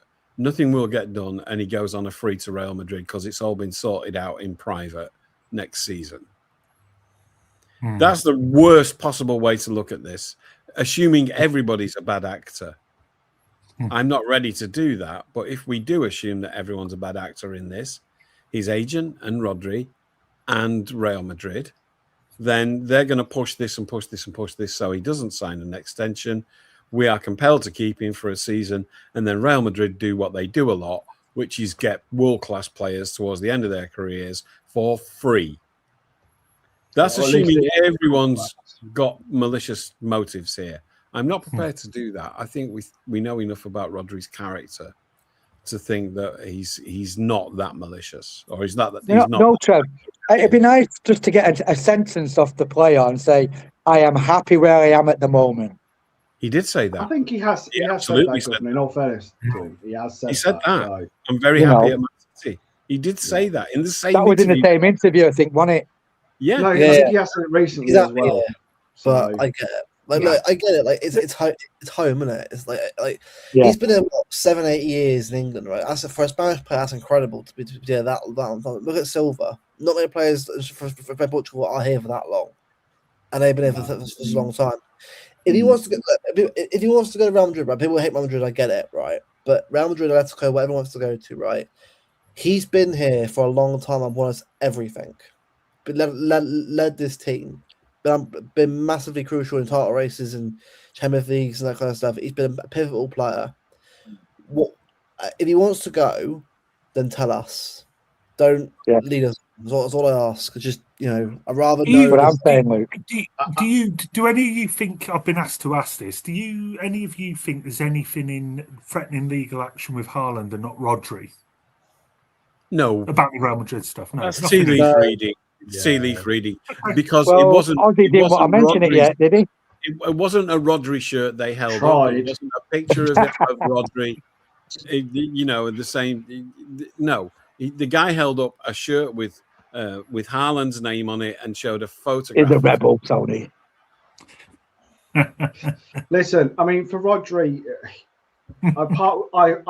I see both sides. I can understand the sentiment of keeping him because Ballon d'Or winner, we know what he can do. Even if he's not going to be ever at that level again, he'll be at a decent level that we can still get something out of him. But I also see Governor's point where you know, he's into his last year, you know, and if he went on a free next season and everything he's done, I can't blame him either for that in some respects. But if we were to sell him and get some money back this summer, fair enough. You know, we've got to move on from players like Rodri and De Bruyne and Silva. A question that might help us think about it. Does Rodri get a statue? God. We're not going to start that debate now, Trev.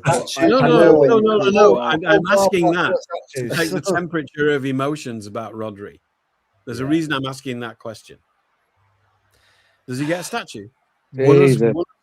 Won us the Champions League and got a Ballon d'Or, the first one in our club's history. You have to.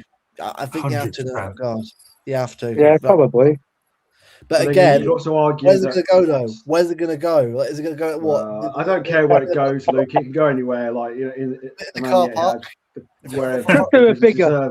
Just do a bigger mosaic. Yeah. Listen, I think, you know, honestly, in that Champions League final, I think Stones deserves a statue just for what he did, because he was the best player on the pitch in the Champions League final. So it's right. Come on, guys, you can't be too sentimental here. Come on, guys. Listen, I'm going to move this on. I'm trying to take an emotional temperature here. I'm looking at the chat because nobody's fighting on that question. But I think that would actually reveal quite a bit about the motivations behind enthusiasm or reluctance to let him go. Yeah. No, that's fair enough, Trev. Fair enough. Listen, I want to move on because there is, as I said earlier on, for me, we need at least 2 midfielders coming in the door this summer. Now, the second midfielder, Anderson is obviously our preferred choice for the first midfielder. The second choice is a bit more up for debate now, because what type of player, because I'm still a bit like, I know I want this player. I feel like I want another Anderson type player, if I'm being honest. I want somebody who else can be that 6'8", because I think in the attacker, we've got Foden, we've got Cherky, you know, we've even got O'Reilly in some respects. Do you know what I mean? And I think you could even put Semenyo in that bracket, you know, because he could play anywhere. He can play anywhere in that front line for me. But anyway, just talking about midfielders. That second midfielder is where it's interesting. Now, we mentioned a little bit earlier on Alex Scott. Now, Alex Scott is a phenomenal player. It's really this season, like for playing for Bournemouth. And when he played against us, he ran the show. He was excellent. And that's why I wanted to kind of bring you up tonight, because, I mean, I know we haven't been linked, and Martin's going to put someone in the chat that we haven't been linked to Alex Scott. Yes, I know, Martin, we haven't, but I'm allowed to talk about players in my agenda. If you don't like it, guys, I got to drop. Got fired. Ed's bailing. He's dodging. Yeah, he's dodging it now. Oh, good luck with your agenda. It's just English agenda. Good luck. Have a good day, Ed. If it's a English player, Ed doesn't want to talk about it. It has to be foreign players. That's his agenda. I'm only joking, Ed. Thanks for coming on, mate. Have a good one, mate. See you guys later. See you soon. See you, mate. So I'm going to quickly, because I want to kind of get through some of these. Alex Scott for me is a really good player. There are other players that I think could. There are players like Fernandes at West Ham. They've just gone down. I think he's underrated. Now, he's been linked with the likes of United, but I think he's the type of player. From what I've seen when he's played, he is a very exciting ball-playing midfielder. I think he's a really strong dribbler. I think he's comfortable under pressure. I think he's physically capable, which is again something with the way the league is currently. I think he's something that we need. His decision making isn't always the best. I mean, that chance he had against Arsenal, I've forgiven him for. I think I think he's one of those players where I think he could be really good. There are other players that I think I thought of Schmidt, who's at AC Akmar. Is Akmar? I always pronounce it wrong. Keith Schmidt. Yeah, I know who you're on about. He's a very young player. He's I think 19, but he's already been talked about going to Barcelona and replacing like Frankie de Jong because he's that. Yeah, well, because he's under that kind of. They feel he's that type of player for the Netherlands team. They rate him really highly. But I wanted to mention him because I think he's a really good player. Maybe too young at the moment, but I think when you're talking about a move to Barcelona and replacing Frankie de Jong, I think we were linked with him before he went to Barcelona. So I'm just kind of mentioning it because I do feel that's the type of profile that we should be looking at. Maybe not necessarily the age and that particular player, but I do feel that second midfielder to come in. Yeah. He's got to be a useful and utilitarian player because as we talked about Bernardo Silva earlier on, I feel could be part of the Bernardo Silva replacement, where that's him and Anderson, this other midfielder, breaching that gap, or at least one of those players breaching that gap. The other player I think I want to talk about was Mazza. Just going to mention him. Yeah, Leverkusen. We were linked with him, I think, about a month ago. Haven't really heard any new links, but I wanted to bring him because, again, he was being talked about. Again, another young, exciting, bright talent. Exceptionally, great at close quarters, really creative, comfortable on the ball, comfortable between the lines, and has huge development. Similar stature to Bernardo, really, didn't he? I've been watching a couple of videos on him. He's a similar stature, really. Yeah. He's young, but there's so much talent there. Yeah, I mean. Algeria right now go for a real golden generation of since Mares, and obviously they've got a guy called Mora, plays for Wolfsburg, doing well for them. They've got Mazza, Ait Nouri. They've got Algeria are getting a lot of good players in their squad right now, but especially for the World Cup as well. I think Mazza's been obviously for his first year in Germany. I checked a couple of Bayern fans who watch what he does, and he's a really, really young player. And I can see why we're after him. But the thing is, again, there's a lot of players like that right now who are young prospects. It's Turkish guy who plays for Leverkusen, who's a similar sort of player. There's a lot of young players right now that are coming through at European clubs right now that are going to get massive, price tag because of what their talent is. I guarantee the World Cup, they do well at the World Cup, prices are going to go through the roof. So that's right. Yeah. It's kind of like what I'd say is something like Mazza is. I'm going to watch him at the World Cup and see how he does obviously for Algeria to sort of see how he really does. But I think I'm not against signing a young, promising, player from Germany or France because again, some of them are really, really good and do really well in Premier League. But it's just are we sure that's what we want right now? Because again, for me, it's more of a control in the midfield and a bit more physical in the midfield. What we need to go. I mean, going forward, I think we're okay. Maybe a winger to help obviously Doku and Semenyo out. Obviously, if Savio does go. I mean, strikers obviously if Marmoush and Haaland are strikers next year, then we're fine there. I just think that for me, it's the midfield that I want to get sorted out this summer. Just get two. You might have a point. You might have a point, Luke, because if you're coming into the Premier League, it's totally different where he's playing. Do you know what I mean? Yeah, and we do need that steel in the middle. Yeah, to be fair, a lot of Bundesliga players do well Premier League. I think because this kind of the Bundesliga does well in the Premier League, so you can go there, come over here, you do pretty well. I think so. I think Mazza would do well for us because I think he'd be physical anyway. So I think he'd be fine. But it's but again, do we really want? Is that who we need right now? Right now, I'd say give another year at Leverkusen after the World Cup. Let's see how he does. Then maybe if someone goes next summer, look at him. Yeah. So are we saying we want two midfielders? Sorry, Governor. Sorry, Paul, go on. That's right. Are we saying we want two midfielders even if Rodri stays and as we are, Kovacic is still here? We still think Yeah, because I reckon you got to look at injuries. He might go down again. You just don't know. Yeah, exactly. I think he will go in all honesty. I don't see him staying. Sorry, Ozzy. With these midfielders, I'll be throwing a couple of names around, but it's probably the worst pre-season that the new manager's going to get with it being a World Cup year, and he's not going to have a lot of time with him. But have we got patience with Reinders, so we don't need another player? We don't know what the new manager is going to need or what he wants. So we've got a player there already. Now, have we got patience with him, or would he play him a different way? Do we have to spend money?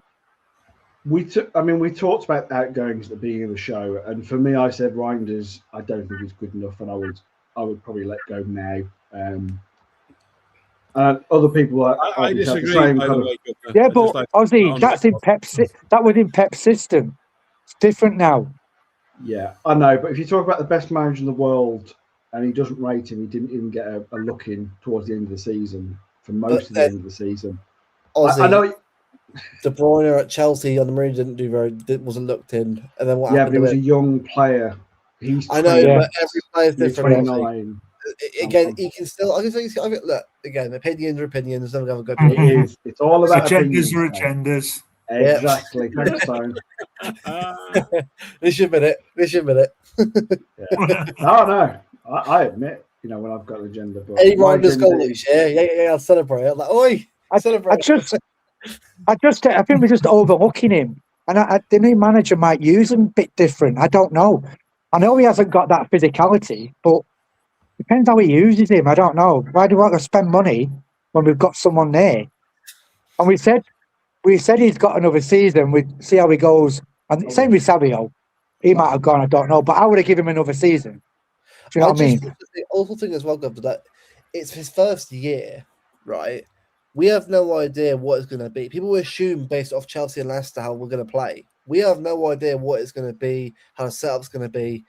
I think this summer was also very important summer, no matter what, in terms of history of the club and where we are. But next summer will probably be even bigger because that's where we're like, right, he's had a year of this squad now. Who are the players that need to go? Because that will be where. So this year I'm kind of like, my standards are kind of like, just compete. So let's see how we do all competitions. If we get a cup next year, taking it.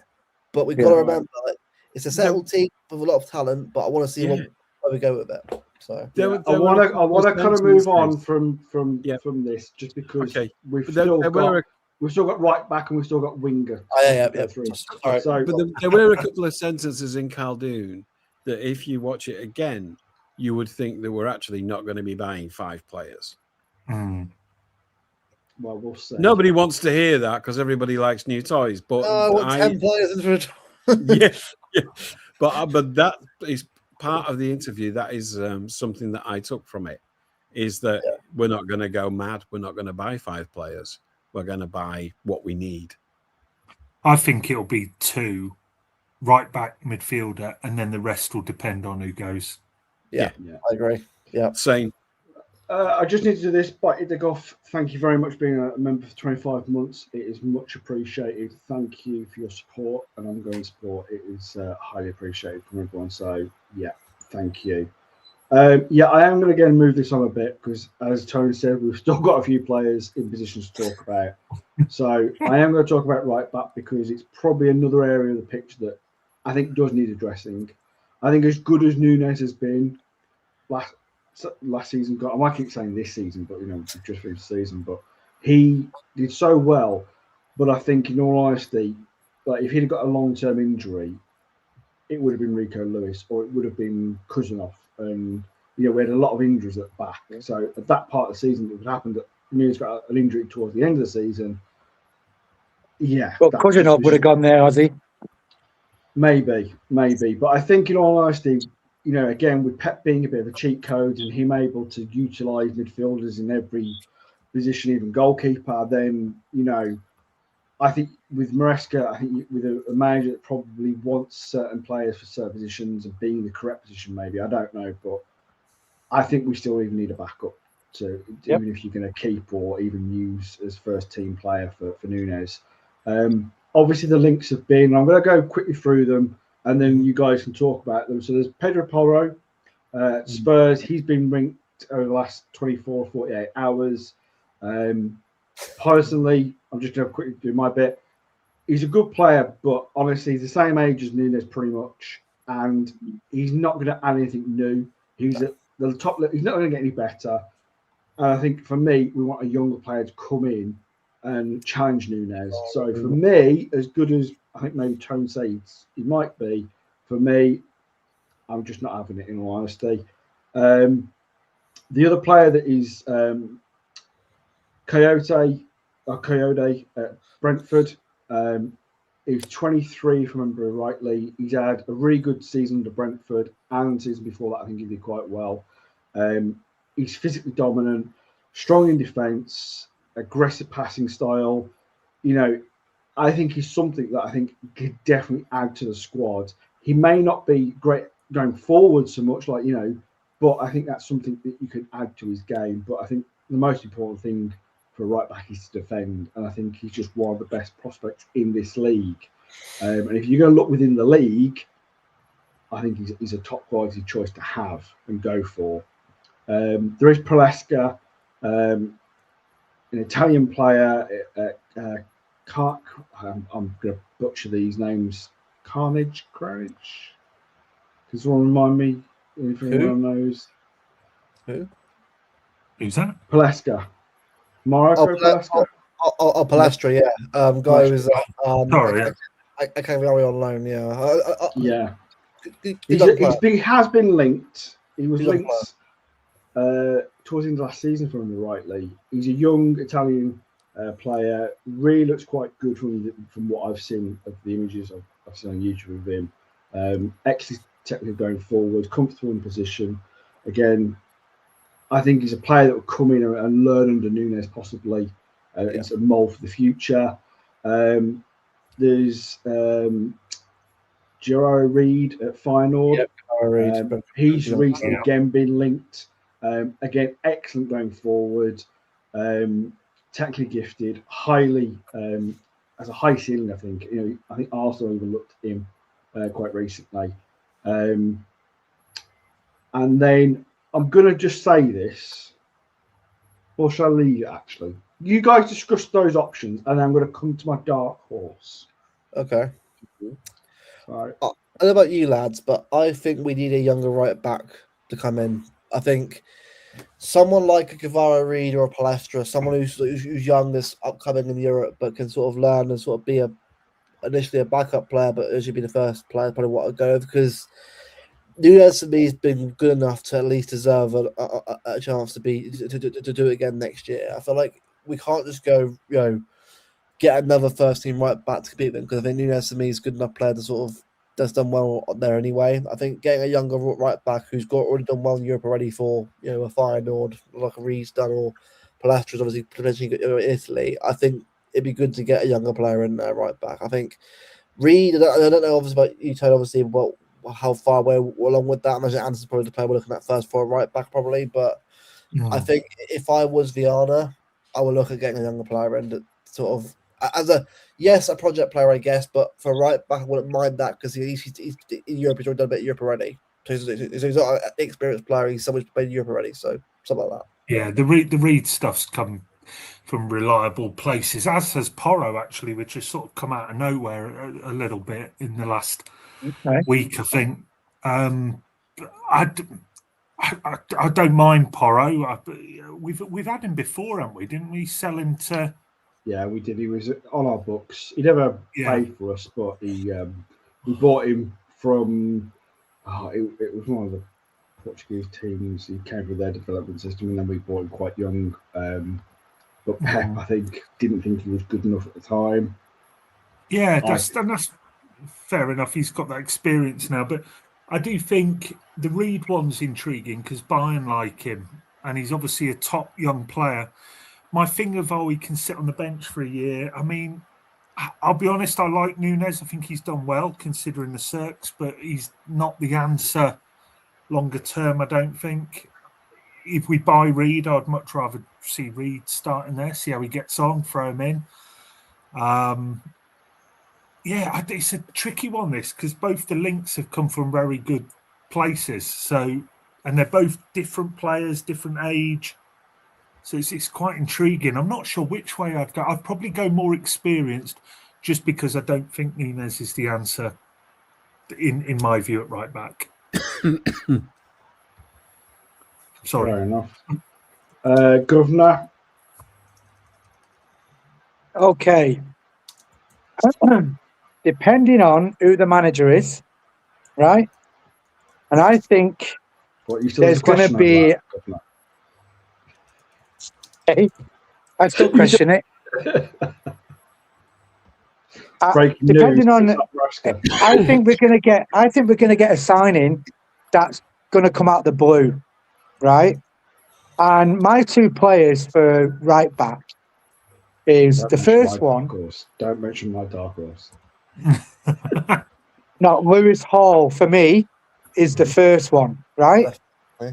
Now you say he plays on the left. So the last 2 games you watch, he played on the right for Newcastle in the last 2 games.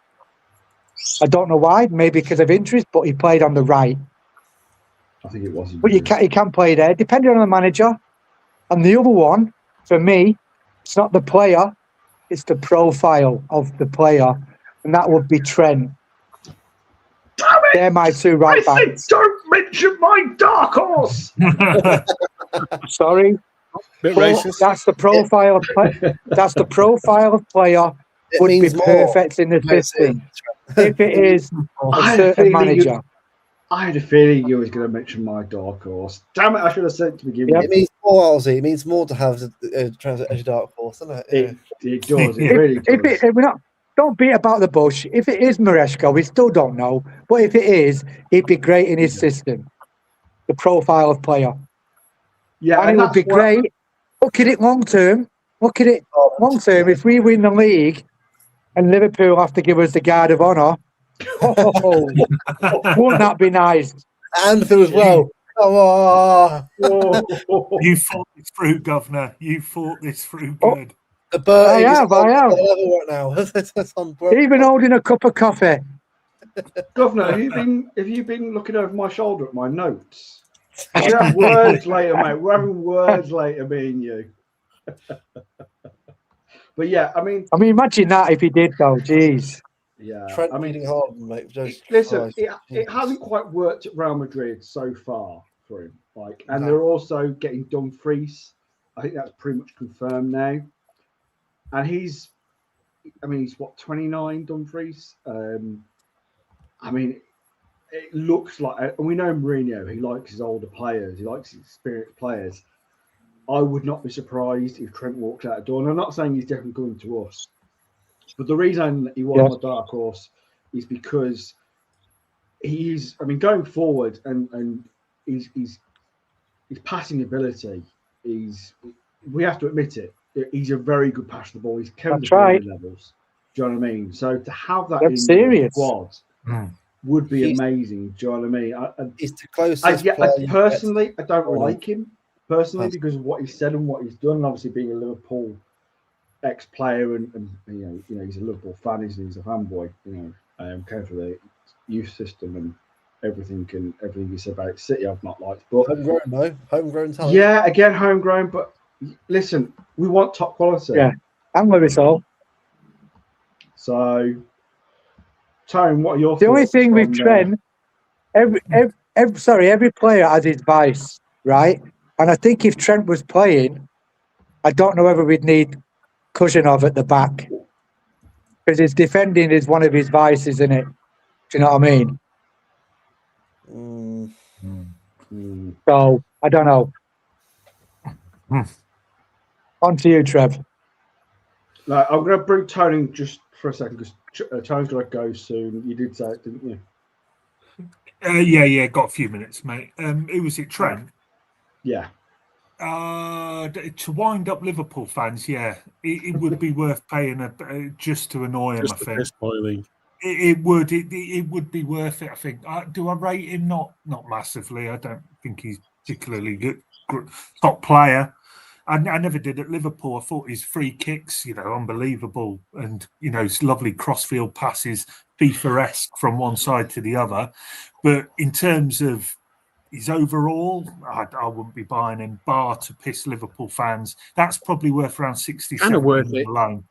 Yeah. I was going to say, Tone, how much do you think he's worth? Oh God! How much did Real Madrid? Were they free? 20 million. Free. Was a free. No. They bought him early, didn't they? So they bought 20 million in the end. If they bought him, I wouldn't be paying anything. It sounds mad to just throw 40, 50 mil out, like it's nothing. But I wouldn't buy him, so I don't. I don't know. Maybe 50. 25 for the player and 25 for the piss boiling. Yeah. There you go. That's it. His announcement video say this means more of the City kit. Oh, welcome to Manchester, lad.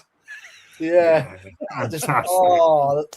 That means he's got to learn. He's got to learn Mancunian. Yeah. God. They'd strip him of his Scouse citizenship. really would. But the piss that was boiled, yeah, it would just be unbelievable amounts of piss we boiled. Yeah. It would be absolutely biblical. We're going to move on to the winger because obviously, as we mentioned at the beginning of the show, with outgoing Savinho looks like he is out the door, and we're going to have to replace him.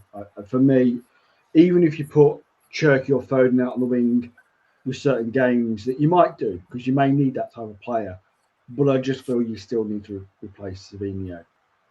You really do for me. I know there's been recent links.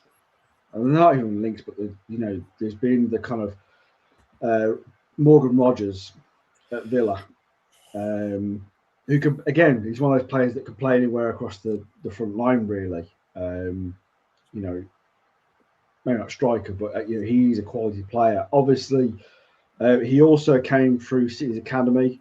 We eventually sold him to Middlesbrough, and he did well enough there that he got his move to Villa.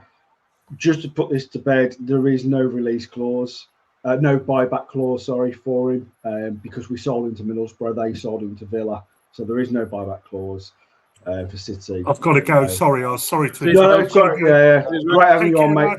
Thanks for coming, mate. Appreciate it. We'll see you again soon, I'm sure. See you, mate.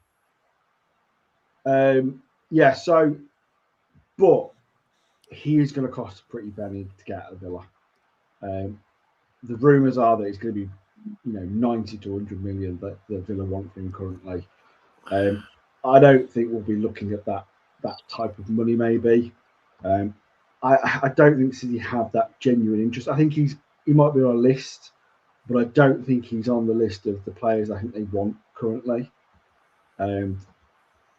So I don't see it happening, if I'm honest, for Morgan Rogers to come back. Anybody else want to argue against that? No. I just can't see it. One of the players that we have been linked with, and he's been linked with obviously a number, again, Arsenal, but also more heavily Liverpool, is Bradley Barcola at PSG. I just don't rate this guy. I don't get the hype. That final performance was like, no, if you can't score chances, I don't want another one to deal with. Yeah. Give me a goal. I don't know where it's coming from. That I'd rather have a bottle of Bars Cola, which is not the greatest cola ever made.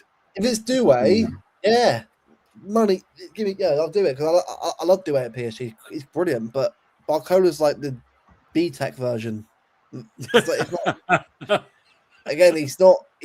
There's talent there, but in front of goal, he's terrible. Barcola, he's terrible. I think he's young enough that I think he can get better, but I agree with all your points. That I do. I think out of the players that PSG have got, I think Douay and Kvaratskhelia, I'd love Kvaratskhelia especially. Like, I think he's a phenomenal player, and I wish we'd gone for him on when he left Napoli. I think we could have maybe looked at that because I don't think the owner was actually in charge at that point, Luke, that you mentioned earlier. So, but anyway, we didn't go for him. He went to PSG, and he's. Can I just say something about the chat? People are calling Rodri Plodri again. Stop it. That's just disrespectful. He won as a Ballon. He's a Ballon d'Or player, and he won as a Champions League final. Just stop with the Plodri nonsense. It's lazy, and I'm sorry, but if you're willing to start using that name again, then I can't respect anything else you have to say about anything. You're not thinking. Sorry, mate, but I get asked about these. No. I mean, listen, people are entitled to their opinions. Plodri, if their opinions are wrong. It's just abuse for the sake of it. It's about them and not the player. Yeah, I know. It's for attention. Do one. Yeah. Sorry. No. Goes right over your head, Trev. I agree. Right over your head. Yeah, it does with me. I see these comments and I just go, whatever. I haven't got time for someone who's going to say stuff like that. I know Martin would normally call it out a lot more than I do. Got to be some accountability when you say things like that. I'm sorry. Yeah, I know, Trev. I just don't want to give. We're not anything. We're not. If we don't have to. But we have no. Yeah, but we haven't. We got one of the best things about this channel is its authenticity, and part of that is achieved by quality control. And if you want to start dissing Rodri, of all people, by calling him Plodri because you think it's funny, and you go, "Oh, Plodri, yeah, that's funny." We heard it when he started playing for City. It's boring, and it's not an opinion. I'm sorry, everyone's entitled to an opinion. That's just abuse, and it's disrespectful and rude. End of. Yeah. Carry on. No, fair enough. There is another player that I'd like to talk about though, and that's Jan Diamante at RB Leipzig currently. Again, been heavily linked with Liverpool. Also been linked heavily with PSG. The rumours are that PSG are pushing hard to get him. They really want him to come through the door. It feels at the moment it's a bit of a battle between them and Liverpool, but the City links are there.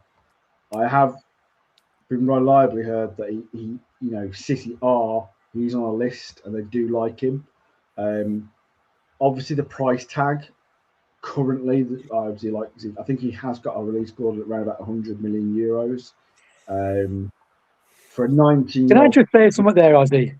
Ozzy, I know Liverpool are heavily linked.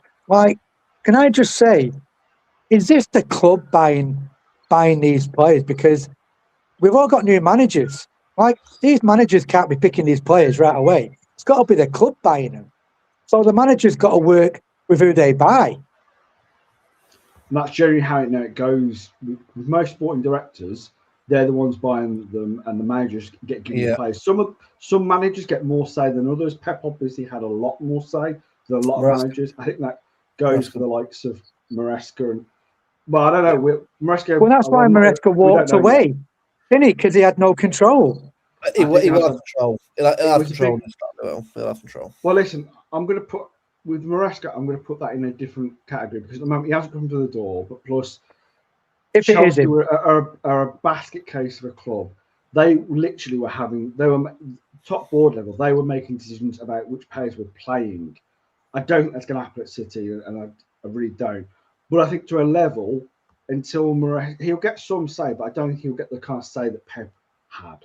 He's got to kind of build that up. He will get some say, but I don't think he'll get the kind of say possibly that Pep had. And I think the likes of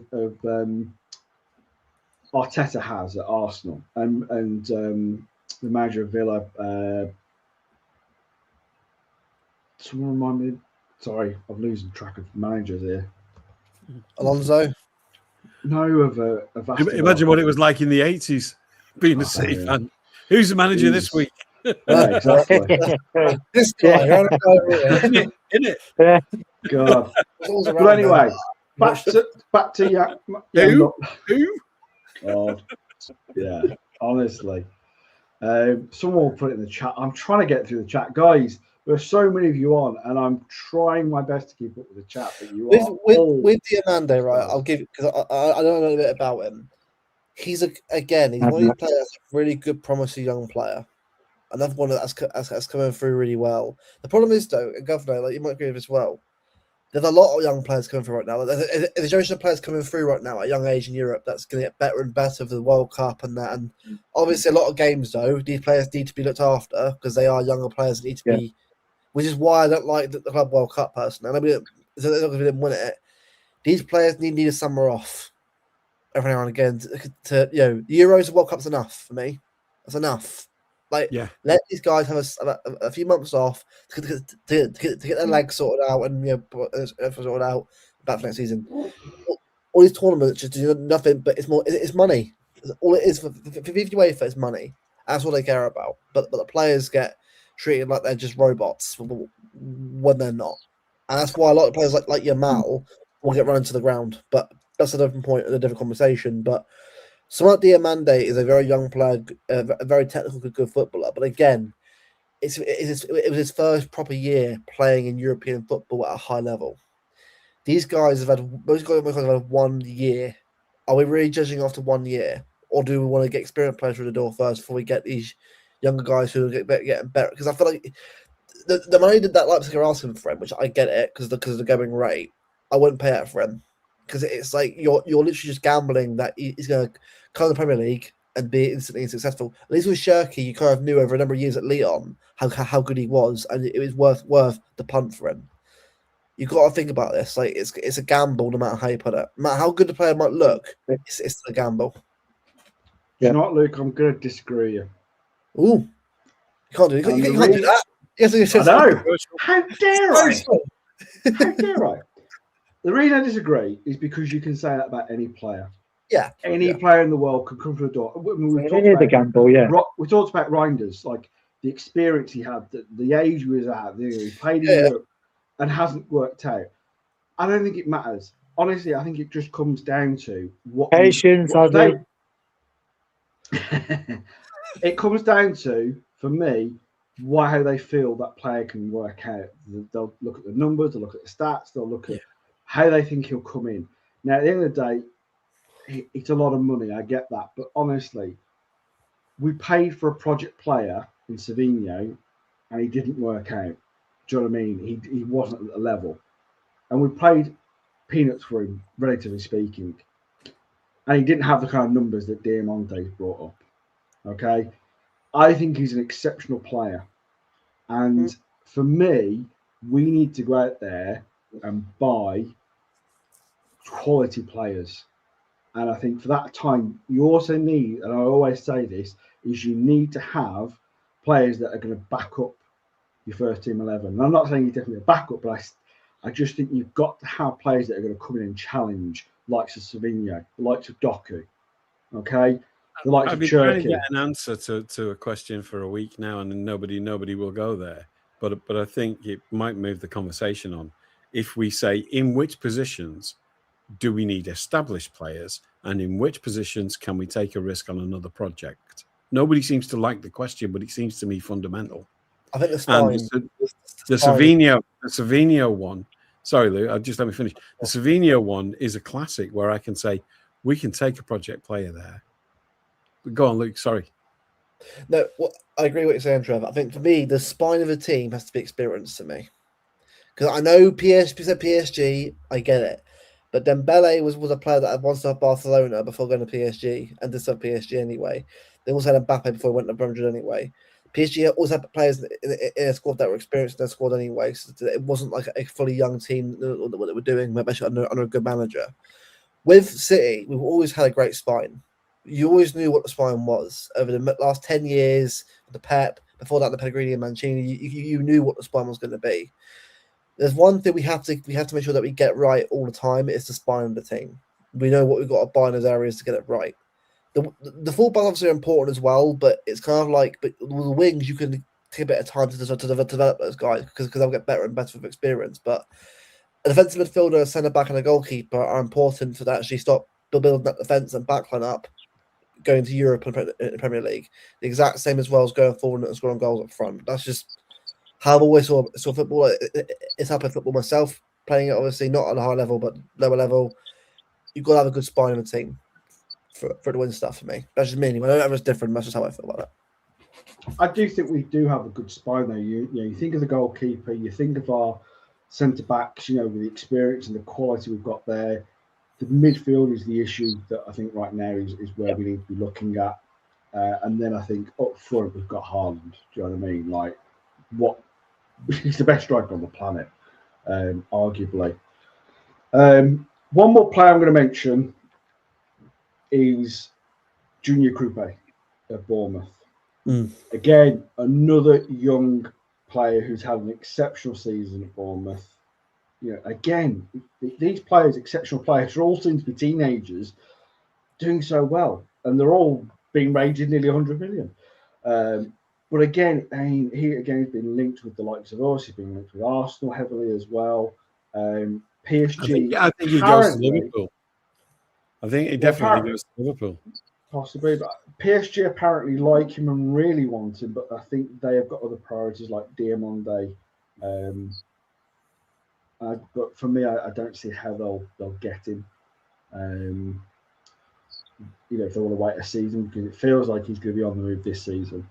But I mean, the goal he scored against us, the goals that he scored this season have all been really good goals. I mean, if you were to lose, and we're going to lose Savinho, obviously, but also if we do lose Mamouche, he's a utilitarian player that can play anywhere in that front line. Do you know what I mean? He can be your backup for Haaland, but he can also play on the wing. He's a really incredible, outstanding movement.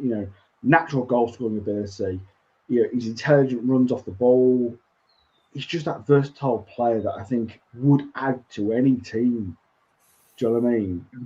So again, with these players like Krupi and Diamante, yes, they're young. Yes, they're going for high price tags. But the argument is for me is that we need top players. Do you know what I mean? We need top players that are going to challenge the players we've already got. Yeah. Because I think unlike what do you think of? Pep, I just gonna say, unlike when we had Pep, where Pep had like the small squad, I don't think we're going to get away with that anymore. I think we're going to need more players, and we're going to need to utilise those players more going forward. Go on, Trev. Sorry, Goodman. I'm sorry. There's one player you haven't mentioned. Whether it'd be good enough for us is that NJ. Yeah. NJ, is it? Good shout. Yeah, he was mentioned. He was linked. I think he was linked in January, if I remember rightly. There was talk of him in January. From what I've seen, he looks like a good player. Savio, is that strong about Savio? Because there's. I think we're still thinking. I still think we're thinking Pep systems all the time. Yeah. Whereas a new manager coming in, and he could use the players totally different. Like, I agree. Yeah, we're thinking these players in Pep systems all the time. Now, if these links with Savio are true, then all right, he has to go, whatever. But I wanted to keep him because I like him on the left. But I don't know. I don't know what this manager's going to do, whoever it is. I've always said, Governor, that this season for me, I've said before when Pep left, this season's going to be a lot about experimentation because, again, it's going to need a year in this team. Next summer will be a summer where I'm like, right, we know has to go, has to come in. I'm not saying it can't be this summer as well because the players go, we've got to replace them. But it's like Pep's first year again. Another transitional year. Exactly. It's happening again. But this time, an actual proposition, we've got a manager coming in now rather than players coming in. So we've got to get used to that fact as well. First time in 10 years having a manager. So, yeah. Interesting. Yeah.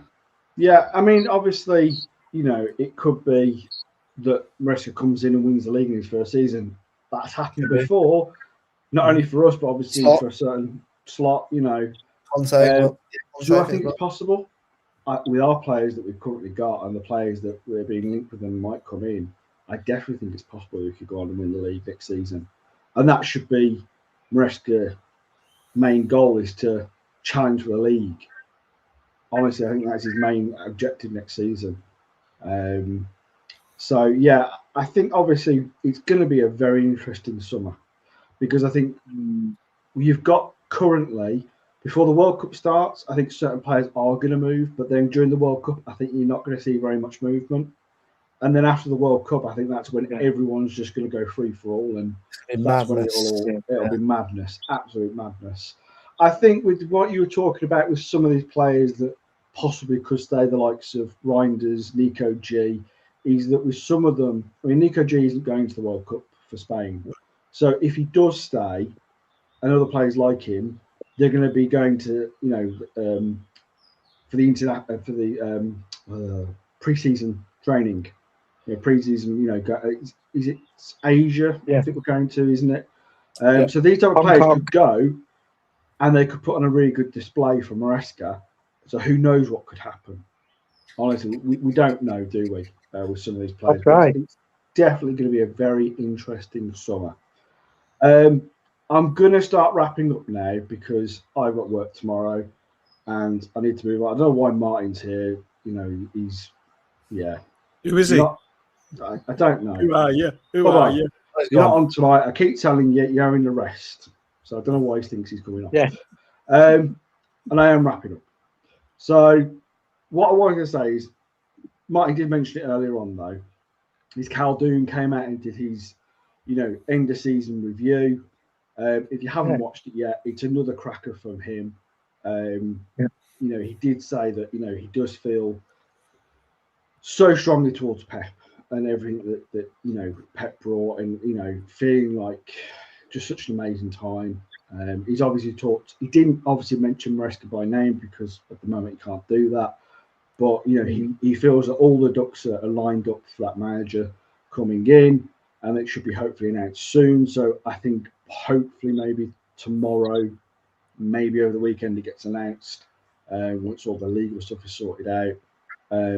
But I think it's part one of probably, as usual, there's 3 or 2 more at least coming with Khaldoon. So it'd be quite interesting. Again, we always like hearing off of him and what he's got to say about what's happened in the season and what we may be looking forward to. Not just about what's going on the pitch, but also off the pitch as well. So yeah, it should be interesting. Guys, have you got anything you want to say before we finish? Again, with the Khaldoon thing, everyone knows what I was looking for more than anything going forward with Pep going was continuity, and I found it in our leadership. I didn't find it.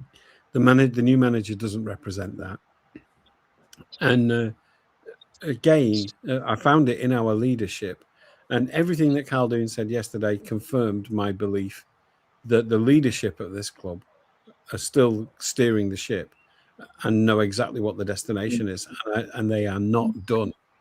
They are not done. Yeah.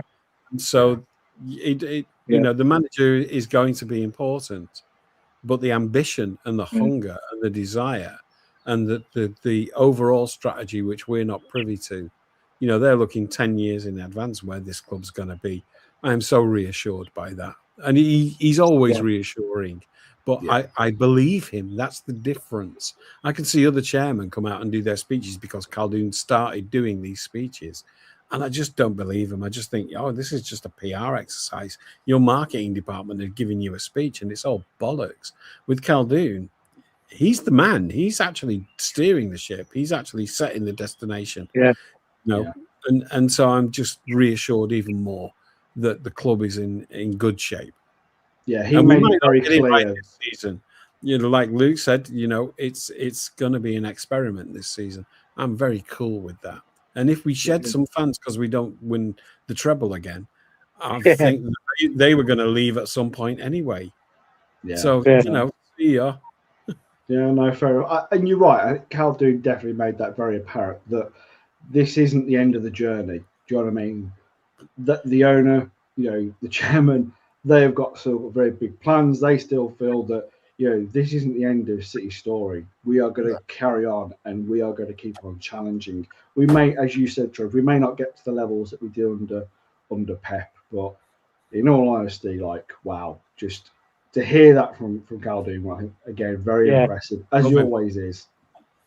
Yeah. Governor, Luke, anything you want to say? He says what you want to hear, doesn't he? Yeah, it's more than that, though. I think he believes it, and there's a lot of people. There's a lot of people in his position who say what people want to hear, right? But I genuinely think he writes those speeches for himself, and he genuinely, within what he can, tries to give us an insight into what's going on at that level of the club. I believe him. I just genuinely believe him. I do. I really do. I think what I'll say is, I think some people will start questioning it because some people just get. The jury is right. So every time people have a popular opinion or something, people always try and go against it to be different. Or don't start. People going about them. I know why they do it. They want to make it about them. They want the attention. By being contrarian. They want to be right, Trev. I want to be the oracle. Which, by the way, where did you get out being a fan out of that? That's what I understand. What to me, right, is support your team. That's what you do. It sounds boring, but it's what we all do. Absolutely, this isn't about being right. I couldn't care if I'm right or wrong. It happened. It's life. Me and Governor were right about Pep going all those months, and nobody would believe us. That took balls. Yeah, it did, definitely. I think it's going to be. I mean, I'm excited for the pre-season and all that. It's a circus with all these transfers, and I'm with Luke. Until you see that player holding that shirt at the club, then we know. Do you know what I mean? Until it's concrete, it's a circus pre-season. It always is. Because that's what we talk about anyway. Three-ring circus with the Madrid election, which is just mental. It's just mental. Well, after Sunday, we'll get a bigger picture. But besides that, I mean, I'm looking forward to it. I can't wait. Yeah, definitely. Listen, guys, thank you so much for being on. Luke, not my lifetime. That's why I want always to a pleasure, mate. I knew you couldn't resist. I just knew you couldn't resist. We need to be serious a minute. Jokes aside, jokes have to go a minute. All right, fair enough. Right. Go on. Show tonight's been very good. Unfortunately, the chat has let some in the chat have let some down. Now, we want the chat to be very vocal, have a say, have an opinion. But some people, I'm not going to name them, know you are, we're not going to stand for the name calling of players and being abusive and everything else. And then give me the democracy thing, it's an opinion. No. We will have debates. We will talk about players, good and positive, bad and good, but we'll do it in an analytical way. People work too hard to sit here and listen for players just being abused. Flodra, Diaz is only interested in girls. Crap like that. It's all got to stop, guys. The chat is 99% amazing. We want deep conversations, proper conversations. If you want the player slagging off, go to Twitter. And it's not fair on the panel and anyone else in the chat who want to have proper discussions. Please be respectful. It's 99% everyone's amazing. Don't have the 1% ruining it. Anyway, sorry, I just need to address that because we're going to put things in place from Monday. Cheers. Thanks, Martin. Appreciate it, mate. Yeah, totally agree with what Martin said. And obviously, Trev, you mentioned it earlier as well. So, yeah. There just has to be accountability when you say things like that. Yeah, because otherwise people see that and think that that's the norm. They think it's the norm to have that opinion and be able to speak like that. And they think it's the norm for our community. Our community is way better than that. Way better. There are other communities where you can do that and nobody will contradict you. No one will call you out. Right? And so that's why I think it's important sometimes to call it out in place. I don't mean to be combative or rude, but I got interested in this community because of its authenticity and because of its quality control. And we do our best. We really do. Obviously, I have not been able to keep on top of everything tonight. I've seen some stuff, and like I said, for me, sometimes it's a bit of a jug off water's back kind of thing. But no, I agree with everything Martin and you said Trevor said. But you did mention it, Ozzy. You did pull them up as well at the same time. Yeah. I try. I really do. Yeah, you do. But I appreciate. Listen, it's difficult for me to keep on hosting and doing the comments. So I appreciate everyone's patience tonight. I've done the best I can, but there's been so many. You did great. It's one of those pat your head and rub your tummy things. It really is true. Yeah. Well, listen, thank you for everyone who's watched tonight. Really appreciated it. Thanks to, again, the panelists, Luke, Not My Lifetime. Mate, have you got anything coming up soon? Doing a show tomorrow. We're trying to do something together for this channel on the World Cup. We're talking at the moment.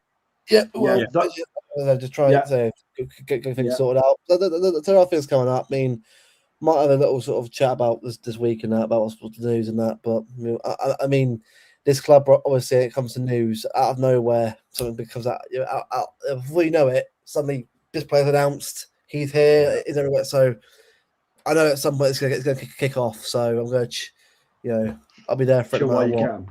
Yeah, exactly. Governor, always a pleasure having you on, mate. Really, thank you for joining.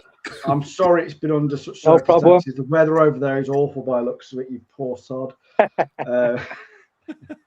Again, Trevor, who's can't mention it. I said don't mention it. I can mention it. You can't. Trev, again, mate, you know, you've only been with us for a short time, but you are becoming part of the Mancunian family. Thank you. I saw what you did last night, the small video. If you haven't seen it, guys, please check it out. Really good. Something we're going to do more. Luke's mentioned it, kind of like some daily shows that we're talking about doing. We've got a lot of things that we're going to be talking about over the summer into next season and beyond that we're going to try and do over the channel. I'm trying very hard to get an interview with someone at Institute of Cugat. I tried last year. This is the place where most of the players, when they get bad injuries, go to in Spain. Okay, yes, I'm aware of it. Yeah, so, and I'm really trying. We're 3 emails in, and yeah, it's not going to be easy, but I'm doing my best. Fair enough, Trev. Well, we'll see what happens. If not, there'll be other things I'm sure Trev will contribute to, no doubt. Yeah, like I said, really good stuff going to be coming your way, guys. Keep obviously on the socials through Instagram, Facebook, and Martin's X. I can't stand the thing, but you know, if that's where you get your news, fair enough. But yeah, we'll have some more stuff coming up probably next week because again, Martin's taking a week off, and we don't blame him for that. He needs it. So next week we'll be coming back more than likely with more, unless anything breaks. Obviously, we'll try and do something. But yeah, thank you to everyone who's watched tonight. Really appreciated it, and yeah, we'll catch you all very soon. Thanks. All good. Goodbye.